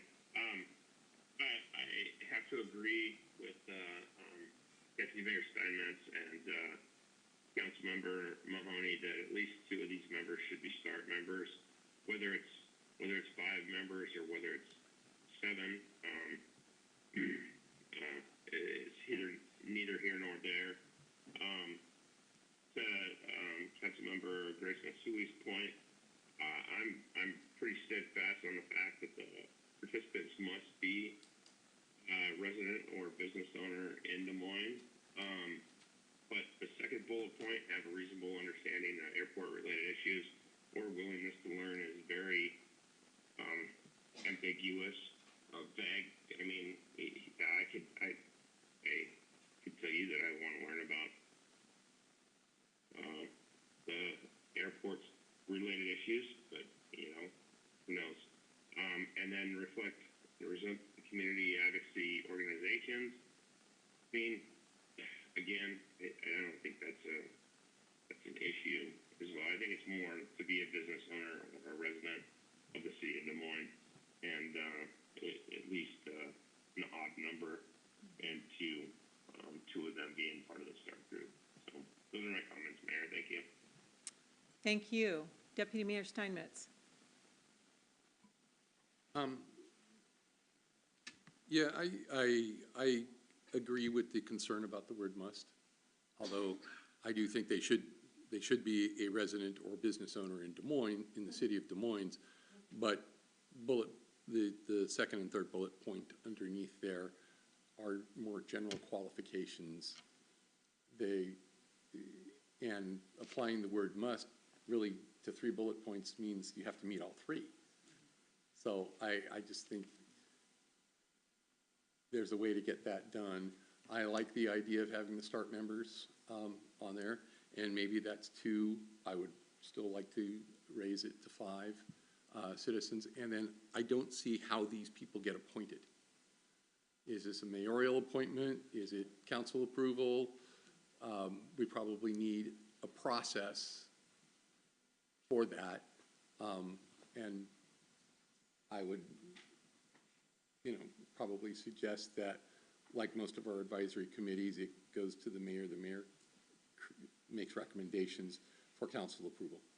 I think that's a tried and true way of doing it, so. I think they have a response for you. That was the intent. To be consistent with the other practices. And additionally, on some of the comments on the committee composition, this original document was provided from the mayor originally, and we can change it however you all want. It's also something you all can consider as you get applicants, right? And see who your applicant pool is and what you think that makeup should be.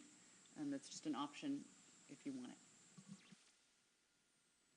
Okay, checking in again with you, Councilmember Nutting. Good, Mayor. Thank you. All right. I guess I'll quick my input. I appreciate 5 just on the advice of the Burien Airport Committee. They've tried 3, they've tried 5, they've tried 7. 7 isn't very nimble if they need to get something done. 3, it means you can never meet with somebody else without having a quorum. And so 5 turned out to be really kind of the golden thing for them after working at this several years. So that's why I recommended 5. I like the idea of having 2 start members. I think anybody really interested in this would probably not mind doing that every other, I think a start is every other month, correct? Or is it every month? It's mostly every month. Mostly every month. So this would be a big commitment for 2 people. And I like the elimination of those, the second and third bullet under must. I think must can stay with, if the first bullet is there, so those are my takes. Are we ready to ask these few items of the council? Any more comments on this? Do you have, I'm gonna ask you each one again and see what the majority opinion is on these 3 things. So the first one is number. How about 7? Who's in favor of 7? Who's in favor of 5? Looks like we're pretty good there. Looks like, okay, but then I'm going to ask about the start part. Okay, go ahead. Yes. Well, that's next. Okay, so we got a number. Did we want the next question is, do we feel strongly we would like to have 2 start members? I'm in favor. Looks like Councilmember Mahoney, Grace Matsui. How do you feel on that one, Councilmember Nutting? In favor. In favor. Okay, so it looks like we like 5. We like 2 start members. Do we? How do we feel about having a council member on this committee? Let's say all of those who do not want a council member on this committee, make it purely advisory from the citizens. Got a nod? That's how I feel. That's how. Purely advisory. Purely advisory from Councilmember Nutting. So that's 4 of us. So that's not a super strong. Go ahead, Councilmember Grace Matsui. Thank you. Going back to the motion that was made in November, so did it say ad hoc advisory committee or was it ad hoc committee? Let me go check the minutes. I just remember ad hoc. Okay. And, sorry, one other clarification. When you're saying 5 members, 2 are start, is it of the 5, 2 are start? Yes. Okay. So, okay, let's finish. What was we are on right now, council member or not, and we can talk about the ad hoc in a moment. Okay? So, council member or no? Looks like are you still thinking council member Grace Matsui? Sorry about that.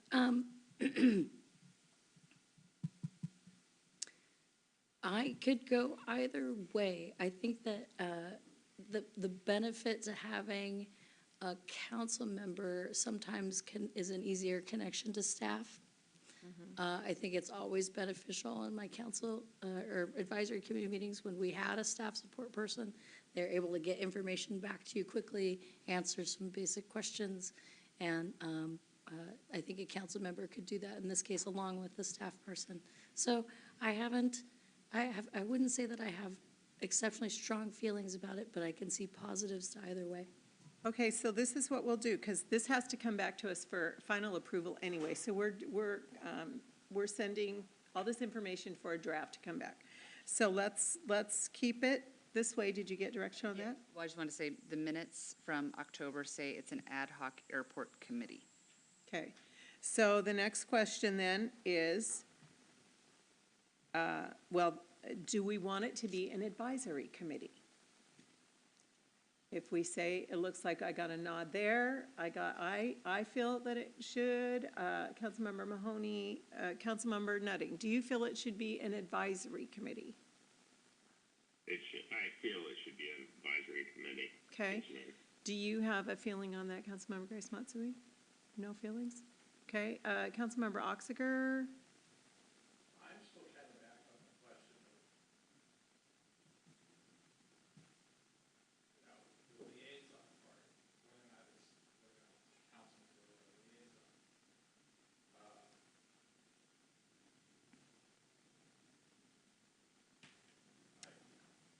And then explain again the difference of advisory. What distinction you're making? Well, the description on number 1 does make an advisory committee because they don't make any decisions. So it does say, serve in an advisory capacity to the council, providing recommendations and advice on the following topics.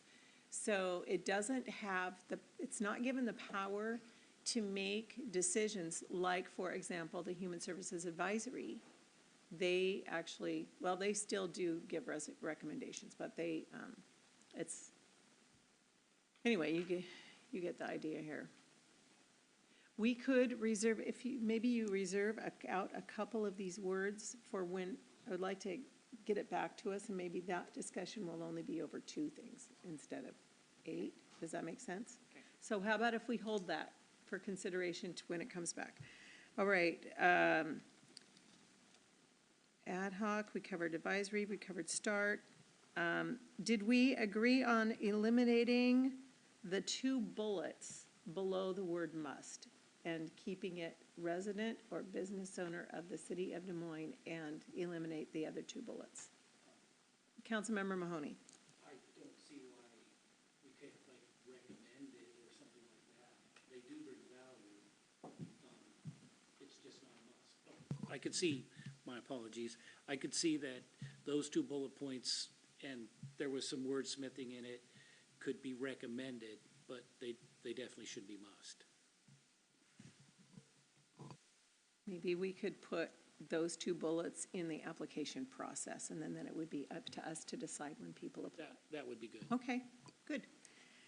I think those were all the items for number 2. Was there anything that we didn't address for you guys? Didn't you actually vote on whether it's ad hoc or not? I apologize. No, I think we're gonna keep that for when it comes back as a draft So we'll draft it as ad hoc? Draft it as ad hoc and underline it or highlight it. That's gonna be a discussion word. Okay. So that's first 2 bullets. Good, we're moving along. We decided temporarily for the draft purposes, we're not going to appoint a council member for now. Okay. And then, should they choose a chair, and then that question is answered as well. So are we happy? I do also want to ask, are we happy with the description under number 4 of the work plan and responsibilities? As you look that, are you happy with that description? Anybody have any additions or dislikes? We're looking good for here. Then my only question is we currently have 1 active START member. Would you like me to only advertise then for 4 applicants because we have 1 active already? And if they want to sit on this committee, they're already basically appointed. And so then I'd only have 4 applicants open if they want to continue to sit on this committee. We need to come back to approve I know, but when I bring it back, I would only be advertising for 4 open seats if he wants to sit on this. Yeah, you'd have to ask that person if they'd want to sit Right, there. if they do though. Yeah. Then that's how we would No, be doing that. sounds- Okay, yeah, perfect. Thank you. Thank you. Following it quite as quickly as you. All right, it looks like that you have the direction you need. Are you guys, you feel good about this, Rebecca? You have all the direction you need? Yes. All right. Mayor, can I ask if we do the Memorial Triangle next? We have 3 poor people who are waiting on Sitting, that. yeah, that would have been, I'm sorry, I think that probably would have been a good thing to rearrange, and my apologies. So, okay.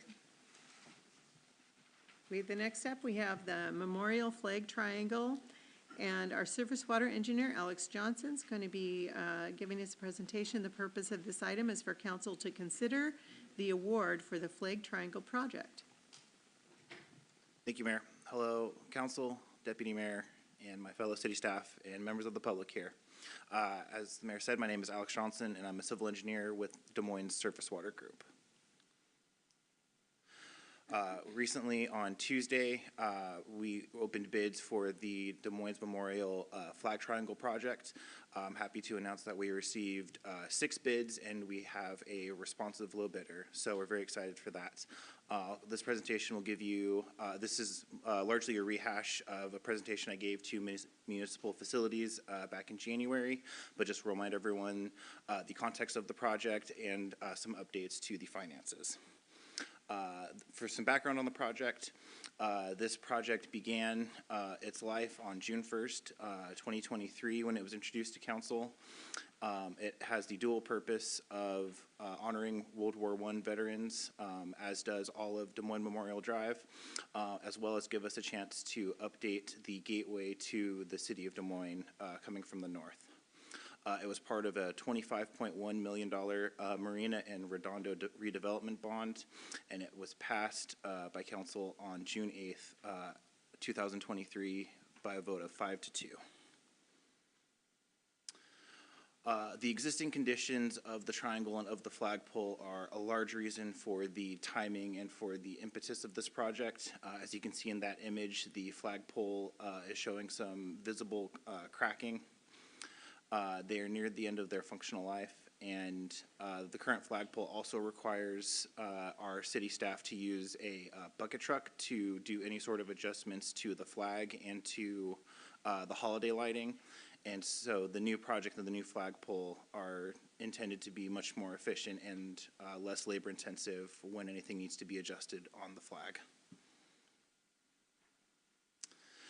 To quickly go over some of the key features, there's going to be a new gateway sign, which you'll see a little mock-up in a few slides, the new flagpole and flag. The existing memorial plaque will be restored and get a new post for it. The entire triangle will get new landscaping and irrigation.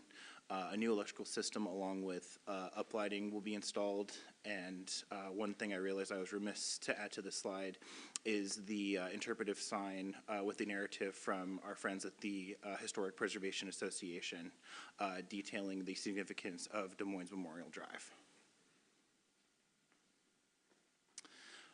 This is the slide that I imagine we'll come back to, as this is what has changed from the last time I presented here. So on the left table, you can see that the summation of our costs has gotten to a total of $453,000. That has been updated to include the responsive low bid of $268,000 approximately, and we've also added in the standard 10% construction contingency of $27,000. Everything you see above construction, so the $53,000 for early procurement on long lead items, the $5,000 for permitting, and the $100,000 for design are figures that have already been expended, and then the construction and the contingency are what is yet to be spent of that $453,000.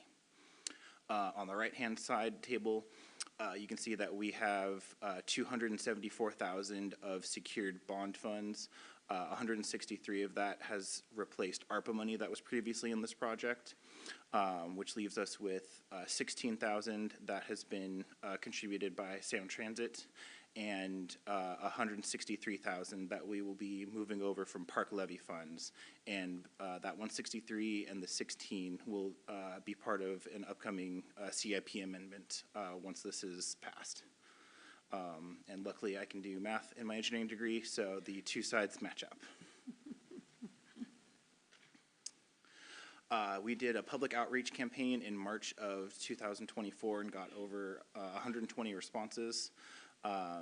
These three figures are the leading elements that were voted for in each of those categories. So you can see the design of the gateway sign, the finish on the concrete for the plaza, and the plaque, the housing for the plaque and the stone tablet. Also, as part of the public outreach campaign, we asked residents to rank the overarching features of the project and of the triangle. And as a result of this survey, We actually removed the bench seating from the project over a lot of feedback questioning the use of it and also citing safety concerns in that area. The current project timeline, so here we are on March 13th. We advertised in February and into the beginning of March. As I said earlier, we had our bid opening earlier this week, and if all things go well tonight, we will be proceeding with a contract with our GC tomorrow. I've talked to them, and their tentative schedule has them starting on the 24th of this month, and we have them completing a week before Memorial Day to be sure that we're in time for a ribbon cutting. That concludes my presentation. I'll now open it up to questions. Right, any questions? Councilmember Oxiger. Yes, it was mentioned previously by the Public Works Director that one of the concerns was the fact the lack of parking and that there were plans to put, I believe it was up to 3 additional parking places in an adjacent project. Yes, Councilmember, if you're familiar with the Triangle area, there's a crossing that comes from the north, and we currently have a stormwater project that's cutting through that cul-de-sac, and our thought process was we would put an ADA parking stall in there to get access across. We don't have a picture of that, but so there's an ADA, there's a cul-de-sac available across that we can make additional parking stalls in that cul-de-sac that would support this location. One? No, I would put 1 ADA and then 2. There's already other parking there, but we would probably push out a bulb and do that, but that is not part of this project or this capital dollars. Well, I understand that, but the amount of money we're investing in the overall project wouldn't, I think, should include those numbers. Okay. So what is the estimated cost for those projects? I don't have that off the top of my head. I could put a number together for you, but the stalls we added, say in Redondo, were about $35,000 to $40,000. So that's just the first parking that came to my head when we added the ADA stalls and the asphalt to Redondo. Okay.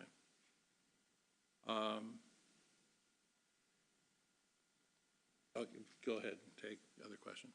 Right, I'll take it. Councilmember Harris and then Deputy Mayor Steinmetz. Thank you. I did not see all of the Transportation Committee meetings, so forgive me if this is, but my understanding is that part of the clog earlier was some issue with WashDOT in not getting any bids. What was the magic to go from 0 to 6? The way WashDOT put the restrictions on the traffic control plan, some of the contractors believed that they would have to work nights before blocking traffic. We went back and clarified that language with WashDOT, and then we re-bid the project. Basically, they're going to be allowed to close the right-hand turn lane when they need to bring in the crane and other items for the flagpole and other issues. It's always astounding to me how these small things, and I'm just, I get the frowny face or whatever, but since the Des Moines people are here, it would be lovely if you could put on the city website some sort of graphic of the plaque and that sort of thing. If, I understand if you've got something like that and they're very happy with it, and I'd love for the rest of the public to see it. Absolutely, we could do that. Thank you so much, sir. Deputy Mayor Steinmetz. If I recall, the flagpole would need to be replaced under any circumstances. The electrical would need to be replaced under any circumstances, and the irrigation or water in the area would need to be replaced under any circumstances because they're all old and failing. Is that correct? Deputy Mayor, yeah, they're all in bad shape. Matter of fact, I worry about that flagpole. I really do. Thank you. Councilmember Grace Matsui, and then I'll check with you, Councilmember Nutting, in just a moment. Could you tell me a little bit more about the park levy funds and what those, that is the portion that's replacement that was ARPA funds and now is not? Okay? So, Councilmember, no. So when we took the ARPA money out, bond funds were put back in to make that up. Okay, so in that top line. They do happen to be the same number, but that's a coincidence. Okay, got it, I see there. And, so it's the top line, the $274,000 that was flipped out?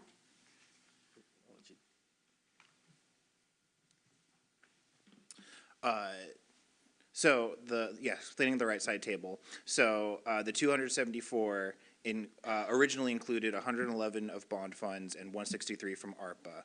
Once ARPA went away, the separate bonds funds that are not the park levy were replaced in kind, which still kept us at 274. And then at an earlier time, we were assuming $50,000 from Sound Transit, but that has since been confirmed at $16,000, which is where that number comes from. And then the 163 is just the delta between what we had secured and what the project total, what the projected costs are, which is the 453 all told. Without the addition of the $120,000 that the 3 parking spots could cost? No, so when I gave the number 35 to 40,000 for the parking stalls, that would be for all of them. Oh, really? Okay, that's even better. For 3 stalls. Yes, so 40,000 for 3 stalls. That's what it cost us at Redondo. Got it. Sorry, I missed that if you were talking about 1 or 3. Let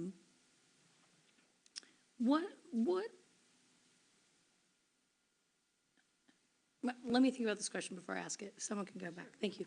Sure. Councilmember Nutting, do you have any comments or questions? Neither. Thank you, Mayor. All right. Well, she's gelling over there. My take is I was a little uncomfortable in regard to the increase in price. I think originally it was like $175,000, and I was uncomfortable. But what I've come to see this as a grand monument and entrance to our city, which originally the project was more of a beautification project, but this is a grand monument and memorial, which is the entrance to the historic Des Moines Memorial Highway, and a beautiful entrance to our city, and coupled with the fact that a few elements needed attention or replacement anyway, I'm much more comfortable when you think about this kind of an entrance to your city and this kind of a monument at the beginning of a memorial highway that honors those who have served our country well. I feel good about this. So thank you for your work. So I'll go to Councilmember Mahoney. Thank you, Mayor. Being a veteran, one of the things was I served overseas in Germany, and I was able to visit Normandy and Verdun, and to see the crosses and so many other memories of what the sacrifice was there. I can tell you that it moves you in a way that I just can't describe. I was visiting your website today, and Wikipedia, a couple things a lot of people should know is, according to your website, that 877 soldiers from Washington were killed during World War I, and that over 3,070 were wounded. Now, Wikipedia says 1,100 were killed, and that's why there were 1,100 trees planted. I'm not sure that I leave that to you guys for thing. But at the time, our population in 1917, 1918, 1919 was only roughly just over 1 million people. And this was a huge hit to this area. Being a veteran, one of the things you do, and Mike knows this too, is after you serve, you have just this great respect for those that came before you. You've been put in places at the ends of the world to defend your country, and I think it's important that we represent it. I agree. This is one of our steps in placemaking. It's a grand entrance, but the most important thing, we're all obligated to, and they name the street after the city of Des Moines. It's important to honor them, and all of them are gone now. I'm sure at Wesley and Judson and some of the other places in town, some of their sons and daughters are still here, you know, cherishing the memory. But I'm thrilled that we're here today. It's been a long road, and I'll be supporting this. So we did kind of enter into discussion before we took the motion, but what I'd like to do now is take a motion and then open for any other concluding comments or discussion. Did you remember your question there? All right. So I'd like to take a motion. Would you like to take it, Matt? I'll be glad to do that. Excuse me, Councilmember Mahoney. Well, yes, it's okay. Called Sergeant one time too, and other things. So the first motion, I move to approve the Public Works contract with Tika Inc. for the Des Moines Memorial Flag Triangle Project in the amount of $268,325. Authorize a project construction contingency in the amount of $26,800. And further authorize the city manager to sign said contract substantially in the form as submitted. Do I have a second? Deputy Mayor Steinmetz for the second. Any other comments or comments? Thank you. Discussion. Councilmember Harris. Yeah, thank you. Again, I just want to thank the members of the Des Moines Memorial Drive Preservation Association for your patience tonight, first of all, but also for your advocacy over the decades. Very much for hanging in there with this, and livingroadofremembrance.com is the website, and thank you. Whenever you look at the utility boxes, the elm trees, going all the way down into White Center, that's them, and we appreciate it, it's been a long time. Thank you, just not only for the decades, but also for your patience tonight. That's it. Councilmember Grace Matsui, and then Deputy Mayor Steinmetz. Thank you. One of the design elements, I just wanted to ask a little bit more about whether or not we would consider saying something like, welcome to downtown Des Moines, because I just want to say that there are so many residents who live north of here that anyone in the rest of North Hill, the city, like if you are living on 194th, but the welcome sign is 1.5 miles south, I just wonder if we would consider that as an acknowledgement that that is actually not really the northern gateway to the city of Des Moines, but it could be considered the northern gateway to downtown Des Moines or the Marina District of Des Moines. And I kind of feel like that's an unintentional, but a little bit of an oversight for a community that when I was out talking to residents during that area, already feel like they're not part of the city. I don't know. That's what I wanted to bring up. Was it a question or input? I would like to consider possibly changing the language, or just talking about the possible of changing the language. Yeah, thank you. I was on the original early stages of the project, so I can talk about the orientation of this gateway sign. So First Ave, as you know, is Normandy Park, and right on the boundary there. So the orientation is for cars coming down First Avenue, still within Normandy Park, and the gateway sign of Des Moines, and they can either go up Des Moines Memorial Drive, Des Moines, or into our downtown Des Moines. So that was the intent of the welcome to Des Moines at that location, and angled to that traffic coming down first. Right, absolutely. Just to add a little more context. Sure, but that line between Des Moines and Normandy Park also goes up and up and up and up. It doesn't just, it's not a point right there. It continues, and they go up, up, up, up. So. Do you have a clarifying point to that? We have Councilmember, excuse me. Go ahead. Go ahead. Well, you know, granted the point, I mean, I was a Des Moines North Hill resident, and I know Councilmember Nutting is, and haven't quite felt that way. But I would say the same if you're on Highway 99 and you're crossing on 216th, there's the Welcome to Des Moines, but the Pack Ridge neighborhood is above that. I think the consistency here is about the fact that it's an idea of, it's the only, a good legitimate location to provide something like this. And I'm not in favor of changing to the downtown. I think as you mentioned, it's diverting and you're still in Des Moines, and I think it's just a messaging. I think overcomplicating it makes it difficult, and it isn't consistent with what we're doing in the rest of the town. That's all.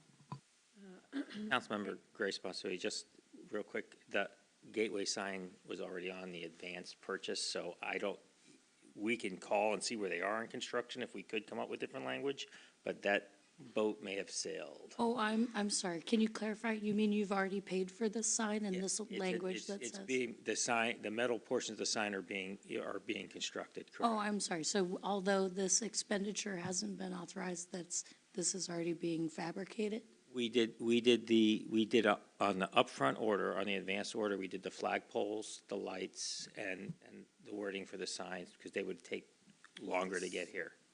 It's actually the concrete The backing. concrete backing. But in order to change it, it would require redesign Design of the concrete backing. that.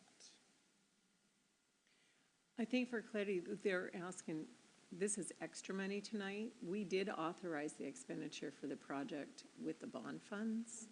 So I think they've started spending that. Is that? I think that's correct, Mayor. Right. I mean, yes. Yeah, the motion tonight is for acceptance of the contract and For then the for the construction. amendment of that added amount, which from the park levy funds. Okay. Thank you for the clarification. That happened before my time. Okay. So next up, I have Deputy Mayor Steinmetz, and then I would like to check in with Councilmember Nutting after that. Yeah, I don't know if you're aware of all the Welcome to Des Moines signs that exist. 272 does not have one. Although that is clearly a boundary at Pack Highway into Des Moines, but even putting one there would leave out the Redondo. When I first joined the council, that's one of the things I kind of asked about, was trying to get something up there that said, welcome to Des Moines, and make that more inclusive.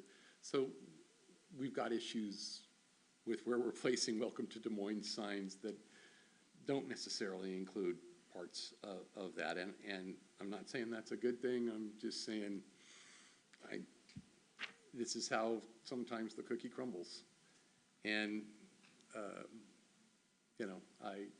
you are not alone in recognizing that sometimes that might be an issue, but I hope people don't feel excluded. But I do think the suggestion that this is an ideal placement for that kind of a sign does actually make some sense, and at least it's oriented towards people coming from Normandy Park or taking First Avenue down from the North Hill neighborhood. I think that this project has been a little frustrating because we've had to go back and redesign. It grew. I think that cost us in inflation, it cost us in time, it cost us in commitment. And all along now, we still have three major pieces of that piece of land that need to be replaced: the flagpole, the electrical, and the water. And that's got to happen. We cannot, we're going to fix those one way or the other. And so I think, for those reasons, this is an important project to get done.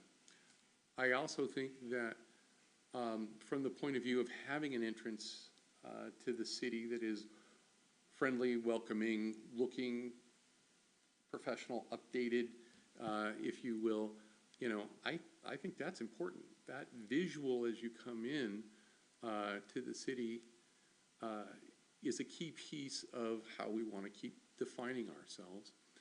And then lastly, I think that it is important to recall why Des Moines Memorial Drive is named Des Moines Memorial Drive. And thank you very much for your advocacy and your patience sitting around here tonight, and your patience, in keeping a little prod to the council to get this done.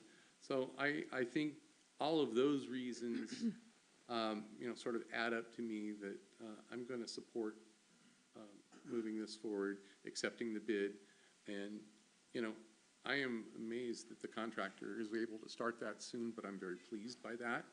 And if we can get this project done before Memorial Day and actually have a nice ceremony there, and I hope you will join us for that ceremony, that would be a great thing. So Thank you, Deputy Mayor. I'm going to check with Councilmember Nutting and then Councilmember Harris. Councilmember Nutting, do you have any comments before we go to the vote? In a minute? Thank you, Mayor. I have a few comments. I mean, Okay.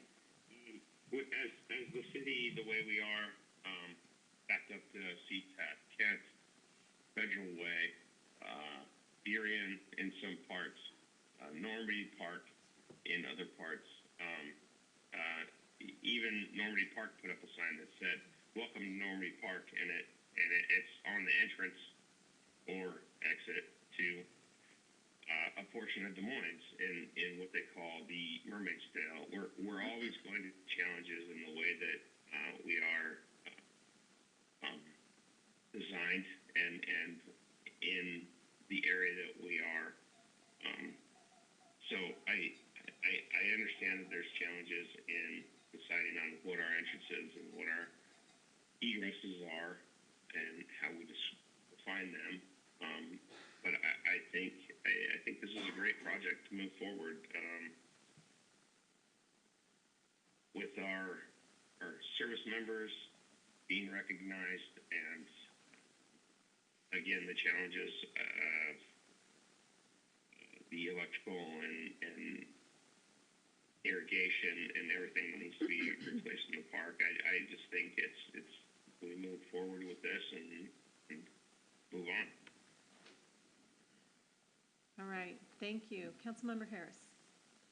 Yeah, at the risk of sounding like McGran, that's why you have a rendering of the image, and so people don't find, at the last minute. I will get this question. The item mentions landscaping improvements, and so to end on a positive note, we hear about that all the time, about late summer and so on. So if you have anything, uplifting to say about how the green is going to be better going forward, that would be, if not now, just I would encourage you to put that in any kind of materials, because people it's every August they just talk about it and so on. So if that can be better, that will be a good feature proposition to thank you. Okay, Councilmember Oxiger. Yes. I continue to have a problem with the functionality of the way this monument is being set up. We've been told it's not a park, you're spending park funds on it, parks levy money on it.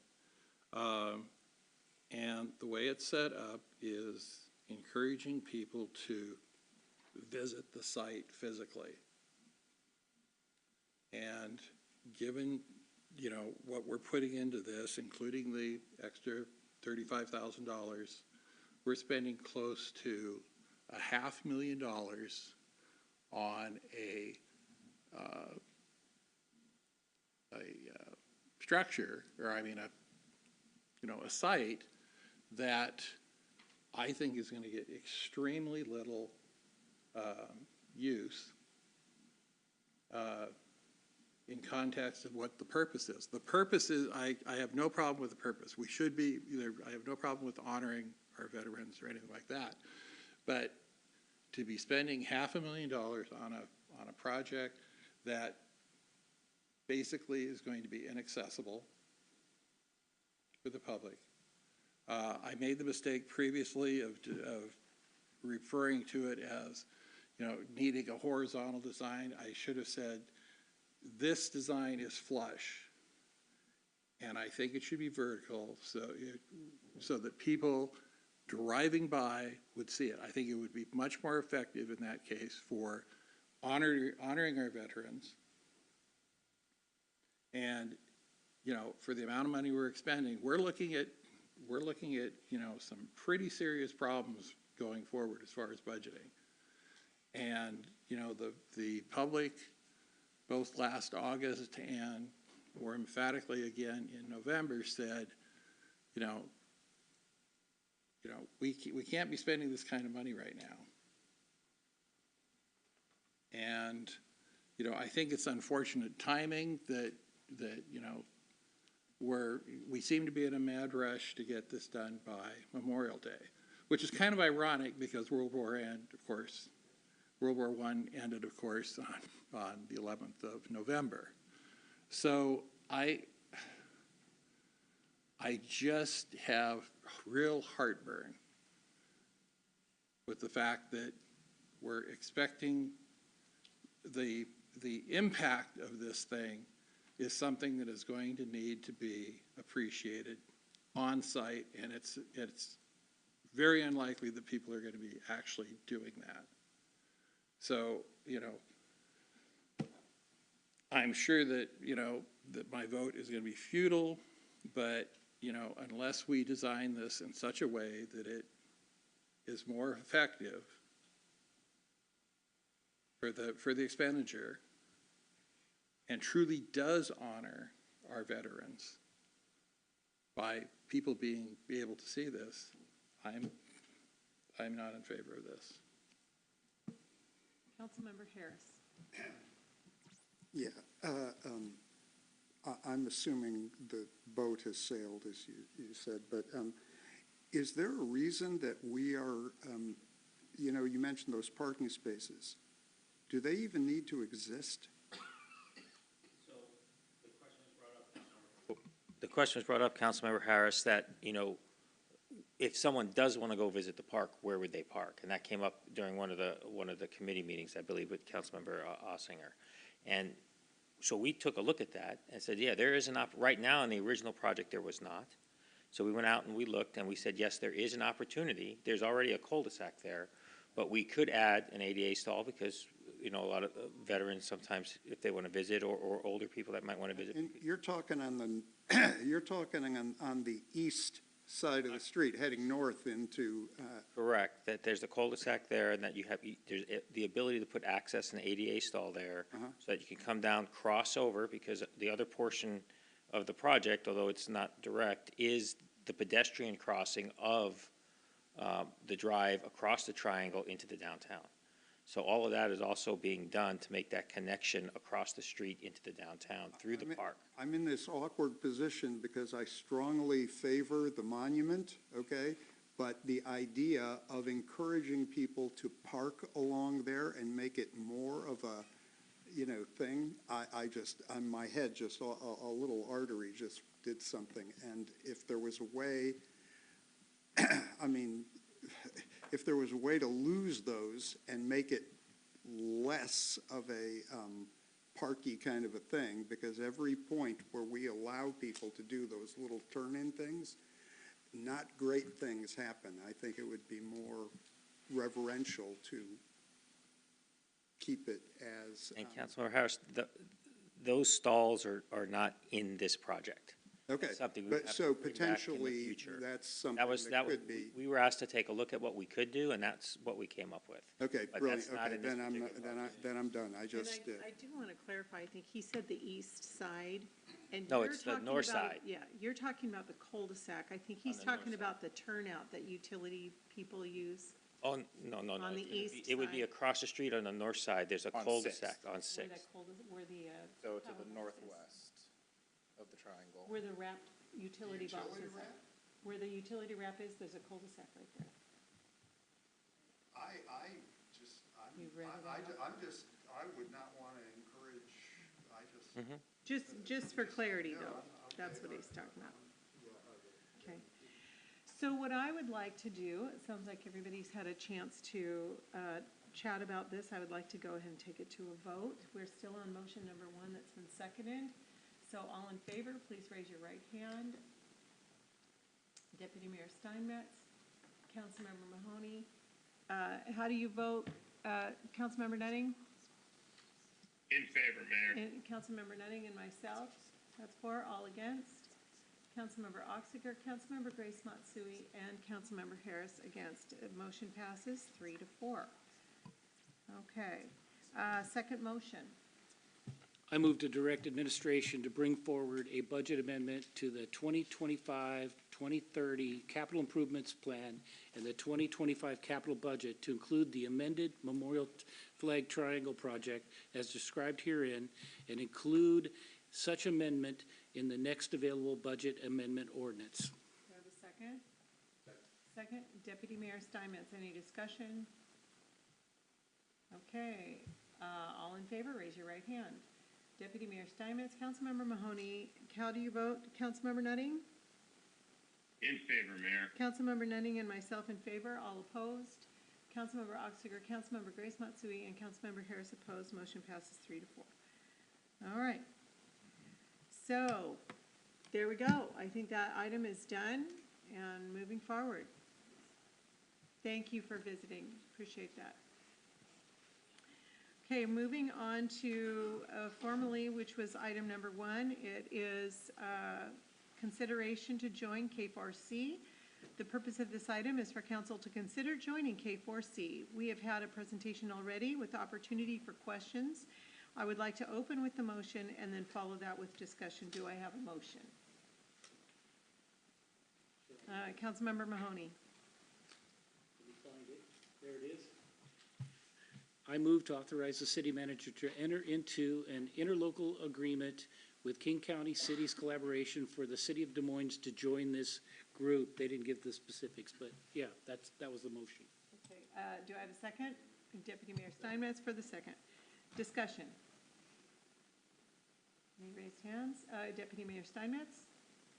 Yeah, it just seems to me this is kind of a no-brainer. It's a relatively small amount for access to, some countywide support on a number of projects that are focused on the environment and climate change. And I think this is a good group to be working with. So I would support this. All right, and Councilmember Nutting, do you have any comments? Just kind of echo Deputy Mayor Steinmetz to not be redundant. Yeah, it's relatively a low amount of money with a little bit of kick, and yeah, we'll support this. Excellent. Agreed, even just checking with staff, they would appreciate that. K4C as a research. Excuse me, Councilmember Grace Matsui. Thank you, appreciate it. I wanted to check that it was a year-to-year agreement and annual. It's not like a 3-year commitment at this point or anything like that, but it's just 1 year. Okay, great, thank you. Thank you. I'll double check for other questions. Anyway, agreed. Looks like it's beneficial. Staff would appreciate it. So, all in favor, raise your right hand. Deputy, how do you vote? How do you vote, Councilmember Nutting? In favor, Mayor. Thank you. All right. Looks like it's unanimous, 7-0. Okay. Next item, the 24th Avenue Improvement Projects, and I believe we're receiving a presentation from Principal Engineer Kiley. The purpose of this item is for council to consider authorization for additional contingency on the 24th Avenue South project.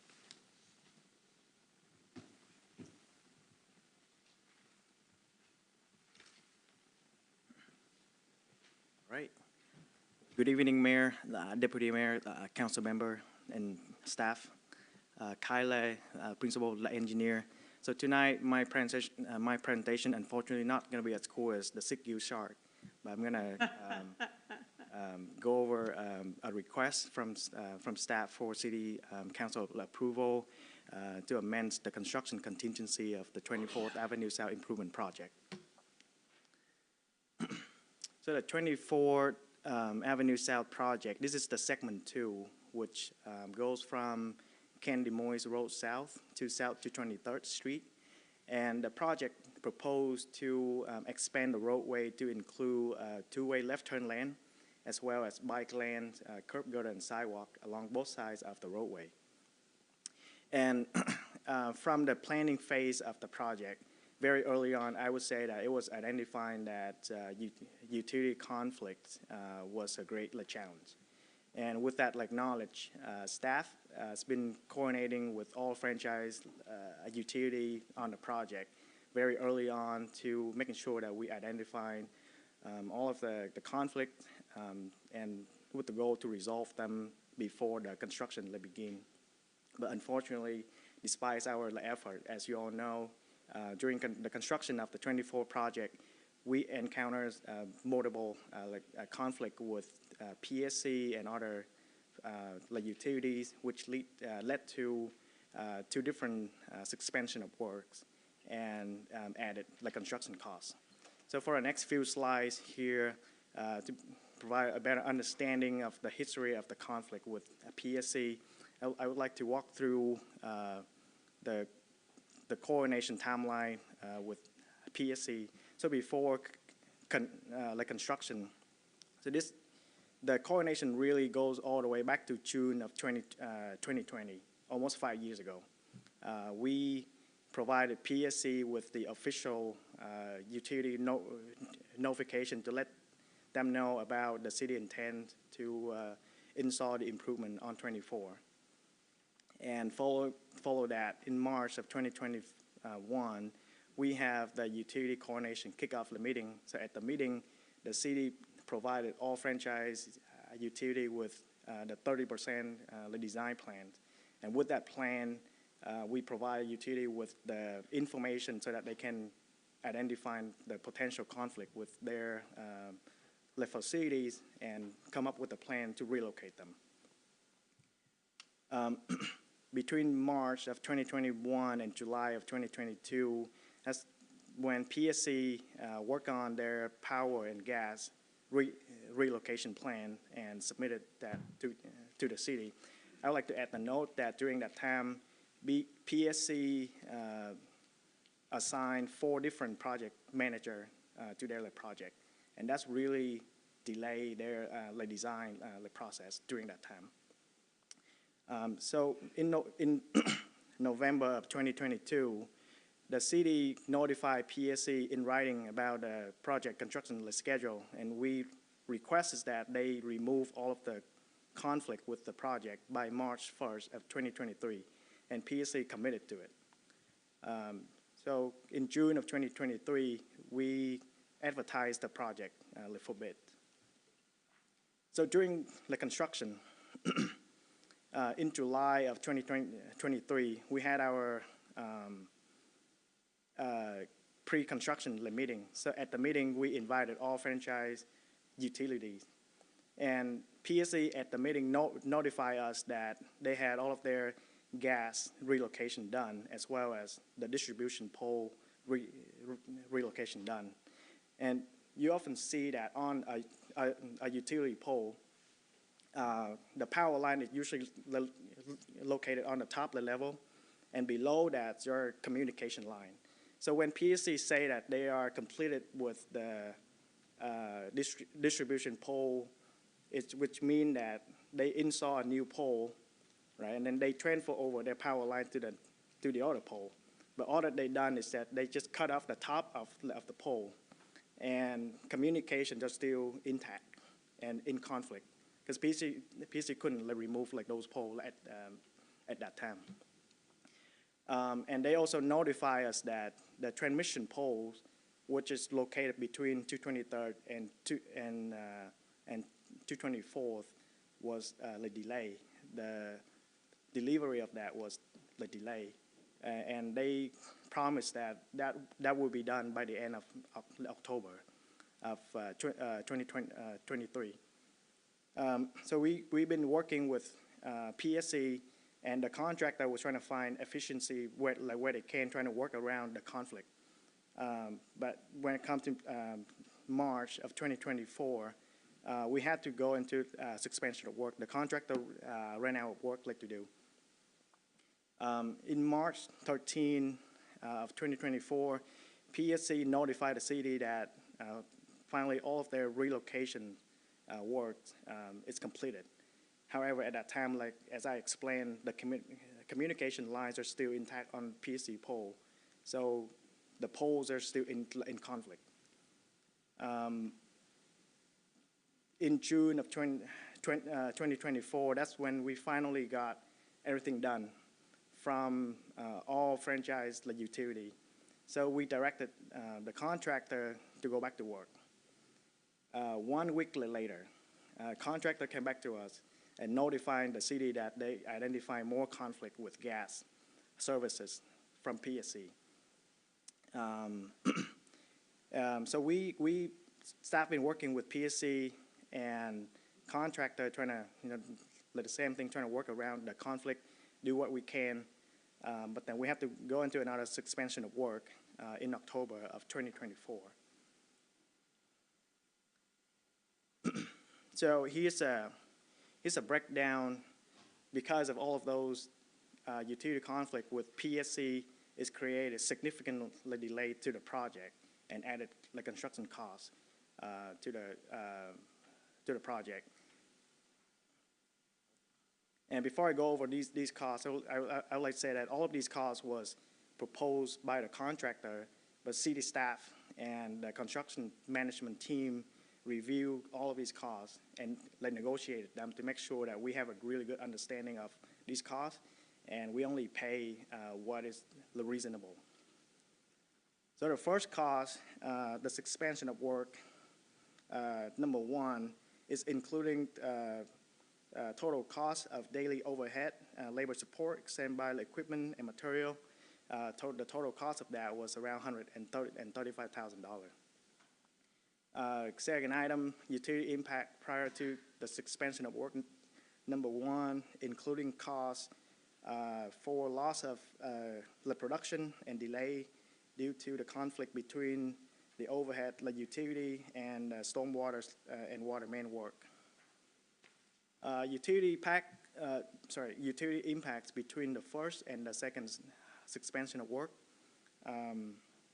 Items include the cost for loss of production and delay due to the conflict with PSC gas line and overhead utility, and the cost for that was calculated to be around $300,000.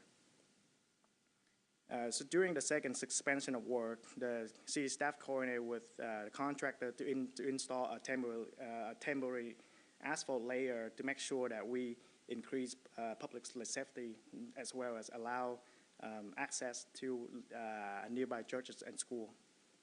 And the cost for that work was around $114,000. Similar to the first suspension of work, the suspension of work number two, the second suspension of work cost was a total cost for daily overhead, labor support, standby equipment for the contractor to maintain the travelway for vehicle and pedestrian, and the total cost of that was around $65,000. And since the project has been extended over a year, the contractor also filed a claim for the inflation. They have increase in labor rate and cost for all of the remaining work in the project that hasn't been done yet. So we have increased cost for equipment and the material, and the estimate cost for that was around $150,000. Because of the extended length of the project, there are project management costs. That include internal and external engineering, construction management, and the inspection. The total cost for those items was around $240,000. And to build the project improvement, temporary construction easement was required, and the original TCE that was acquired for the project was set to be expired by the end of March of this year. So because of that, we have to go out and extend the TCE for another year to allow the contractor to go back to work. And the cost for those TCE extension and the right-of-way consultant support to get that done was around $100,000. And the last item was a conflict with other franchise utility, and that cost was estimated to be around $40,000. So the total cost due to PSC conflict was around $1.2 million, total. So So fast, looking forward, knock on wood, but we recently received a notification from PSC that they finally done again with all of the relocation work. They fixed all of the gas services that was in the conflict, so we are clear to get back to work. So the contractor will resume construction on March 24, and we targeted to get all of the paving work done hopefully before the first day of school, with the substantial completion status of the project by the end of October of this year. Director, you want to, talk about that? So this is kind of where I came in into the project, and so we noticed right away that these delays were driven by our utility partner through the franchise agreement. We have ways to rectify this.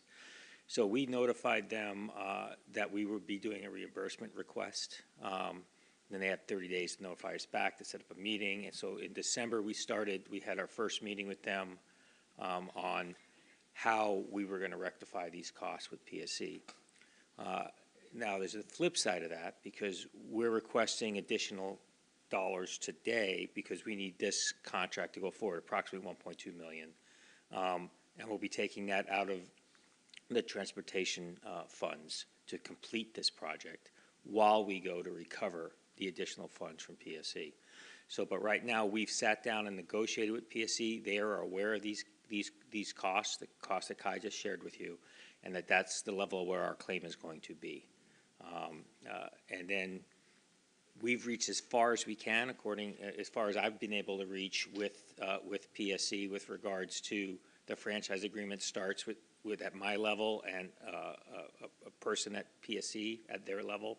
And so we've gotten to this point where all the information is gathered. They understand what our claim is. They see what our claim is and how we came to those numbers. And so now we're going to make the claim. And the city manager has been in contact with the next level up, the government relations group. And we've also been in discussions, of course, with the city attorney about what the next steps are on how we would file a claim and negotiate a settlement to this or litigate it if need be. So that's kind of where we're at. But so the ask for the additional contingency today is to finish the project while we go to recoup those funds, whether it be through a settlement, an arbitration, or litigation. I don't know which one it's going to be yet. So. Okay, so we're ready for, all right, so ready for questions. Since I've been looking this way, I wasn't sure who was first. So Councilmember Oxiger and then Councilmember Nutting, I heard you there. You have a question in a moment? Thank you. All right. Yes, ma'am. Thank you. Yep. Can you tell us what the original cost of this project was before? Yeah, the original cost for the project is $7.2 million. Okay, and also, you mentioned the problem with the Puget Sound Energy, about the responsibility for moving the other utilities. Was that something they were supposed to arrange, or was it something we were supposed to arrange? It's their poles. They should be contacting them to move those lines. Okay, so they neglected to contact. Well, they did, but they couldn't move. They didn't have their poles moved to the other side. It was a very arduous tale. There's a lot that will come out. I don't want to litigate it here in front of you right now, but there's a lot of documentation we have on how this project should have gone forward and the amount of advance notice and everything else that we gave PSA. Okay. I can add the one thing. Yeah. Just really quick, we need to extend the meeting. So I'm looking at if we want to eliminate our council member reports, I think we could probably get this done in the next 10 minutes, probably even faster than that, but let's say 10 minutes. Are you in favor of eliminating our council member reports? Okay, looks like we have a nod there. Okay, thank you, Councilmember Nutting. So, do I, yes, a motion to extend? I move to extend the meeting to 9:10. Do I have a second? Second with Deputy Mayor Steinmetz. All in favor? In favor. In favor, okay.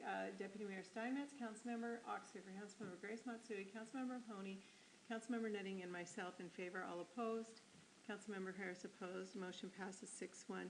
Go ahead, Kai, I think you were going to I think it's just, I just mentioned with Kai, I think that's a level of detail it's probably not better discussing here while we go forward, because if I don't want to discuss anything that may be called into litigation here. Okay. So now back to the order of, I think, Councilmember Nutting, I heard you clear your voice. Did you have a question here? Before the motion? I do. I have a couple questions. I guess my challenge with accepting this to raise the dollar value is it's not on PSE to contact other vendors than attached to their poles. They own the top portion of their poles, and if they have moved their power lines and cut the top of their poles, it's on the other utilities to move them, namely Xfinity or several other Quest, and but that's typically on the contractor that is doing the work to make sure that they're in contact with those utilities to move those utilities. So I guess my heartburn with this whole thing is that we should be back charging the contractor that has done the work. If that's us, then it's on us. It's our onus to be contacting these other utilities to move their lines off of these poles so they can be moved. And the only reason why I know this wholeheartedly to the front of this is because I'm going through the same thing in another jurisdiction. So I have a challenge of adding $2 million to this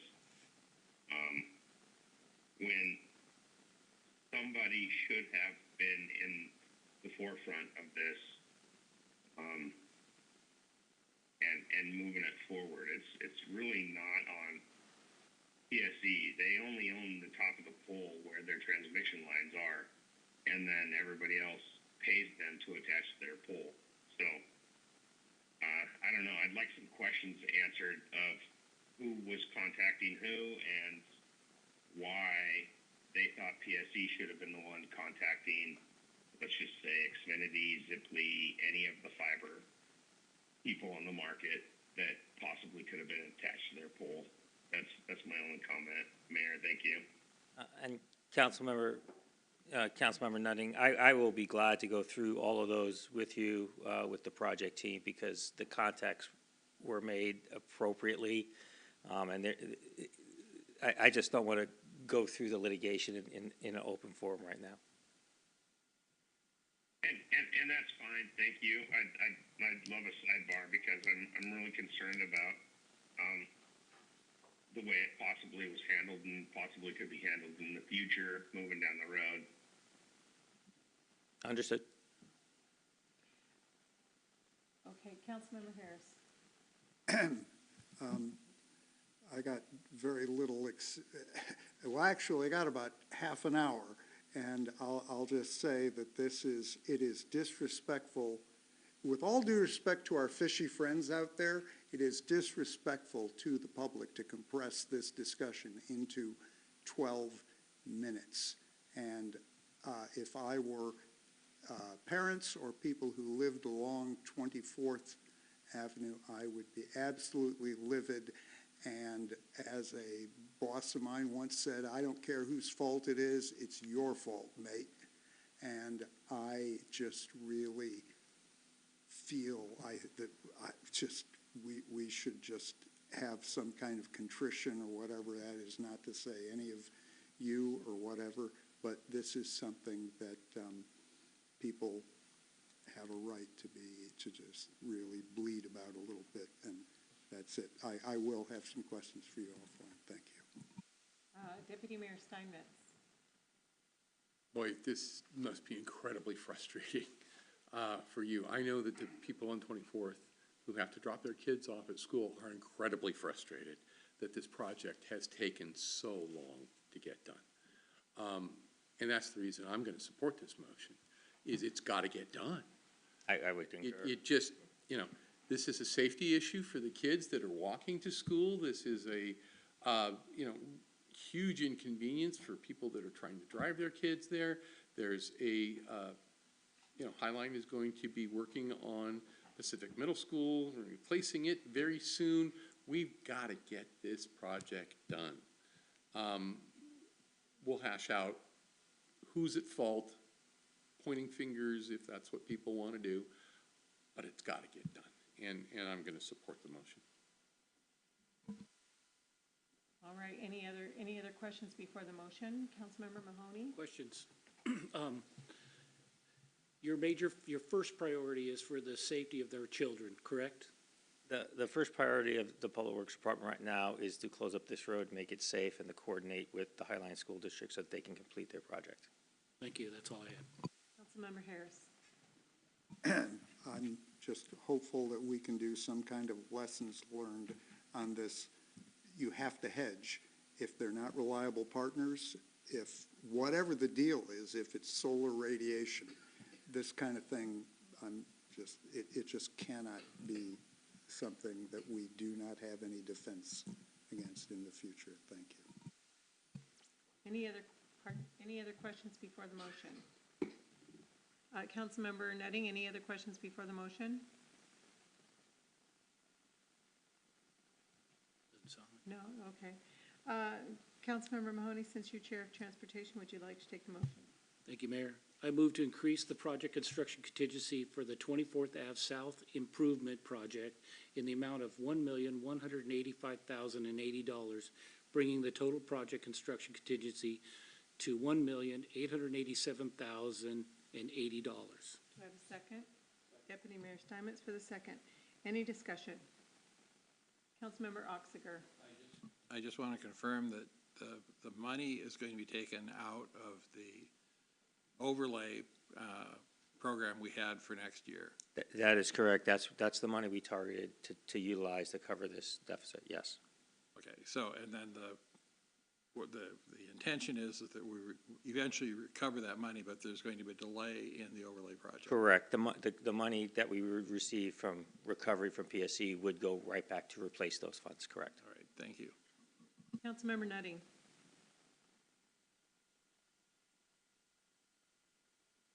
Did you, Councilmember Dundee, did you raise your hand? He did. Where I saw him raise his hand. Okay. Any more discussion before we take it to a vote? All right, all in favor of motion number one, raise your right hand. Deputy Mayor Steinmetz. Councilmember Nutting, how do you vote? No, okay. Deputy Mayor Steinmetz, Councilmember Oxiger, Councilmember Grace Matsui, Councilmember Mahoney, Councilmember Harris, and myself, all opposed. Councilmember Nutting, are you opposed? Okay, Councilmember Nutting is opposed. Motion passes 6-1. Councilmember Mahoney for the motion. I move to direct administration to bring forward for a budget amendment in the 2025 through 2030 capital improvement plan and the 2025 capital budget to include the amended 24th Ave South Improvement Project as described herein, and include such amendment in the next available budget amendment ordinance. Did you want to make the second, Councilmember Nutting? I'm wondering if he's got a huge delay. Oh, you know what? Am I? Okay, one moment. Can you help me with phone number again? 206947? 0509. 0609. It's, Well, let me look it up for you. okay. It's like 206-947-0506 or something. All right, 947, 206. 206. 947, 0609. That's what he was raising his hand about.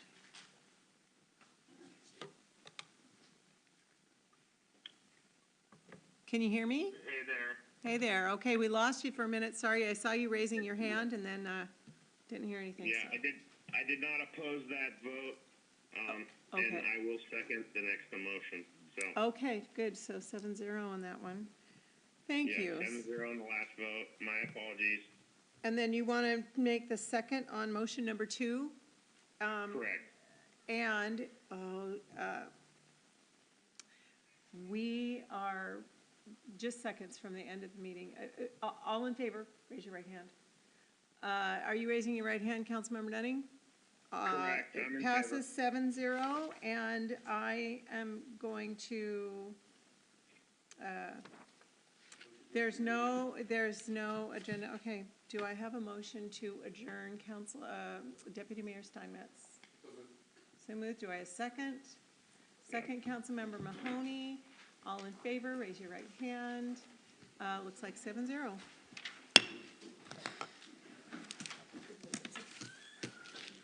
Thank you, Mayor. Yeah. Apologies. Yeah, no worries. It happens. Thank you for joining us. Appreciate it. Thank you for your comments. All right. Yeah, absolutely. Take care. You too.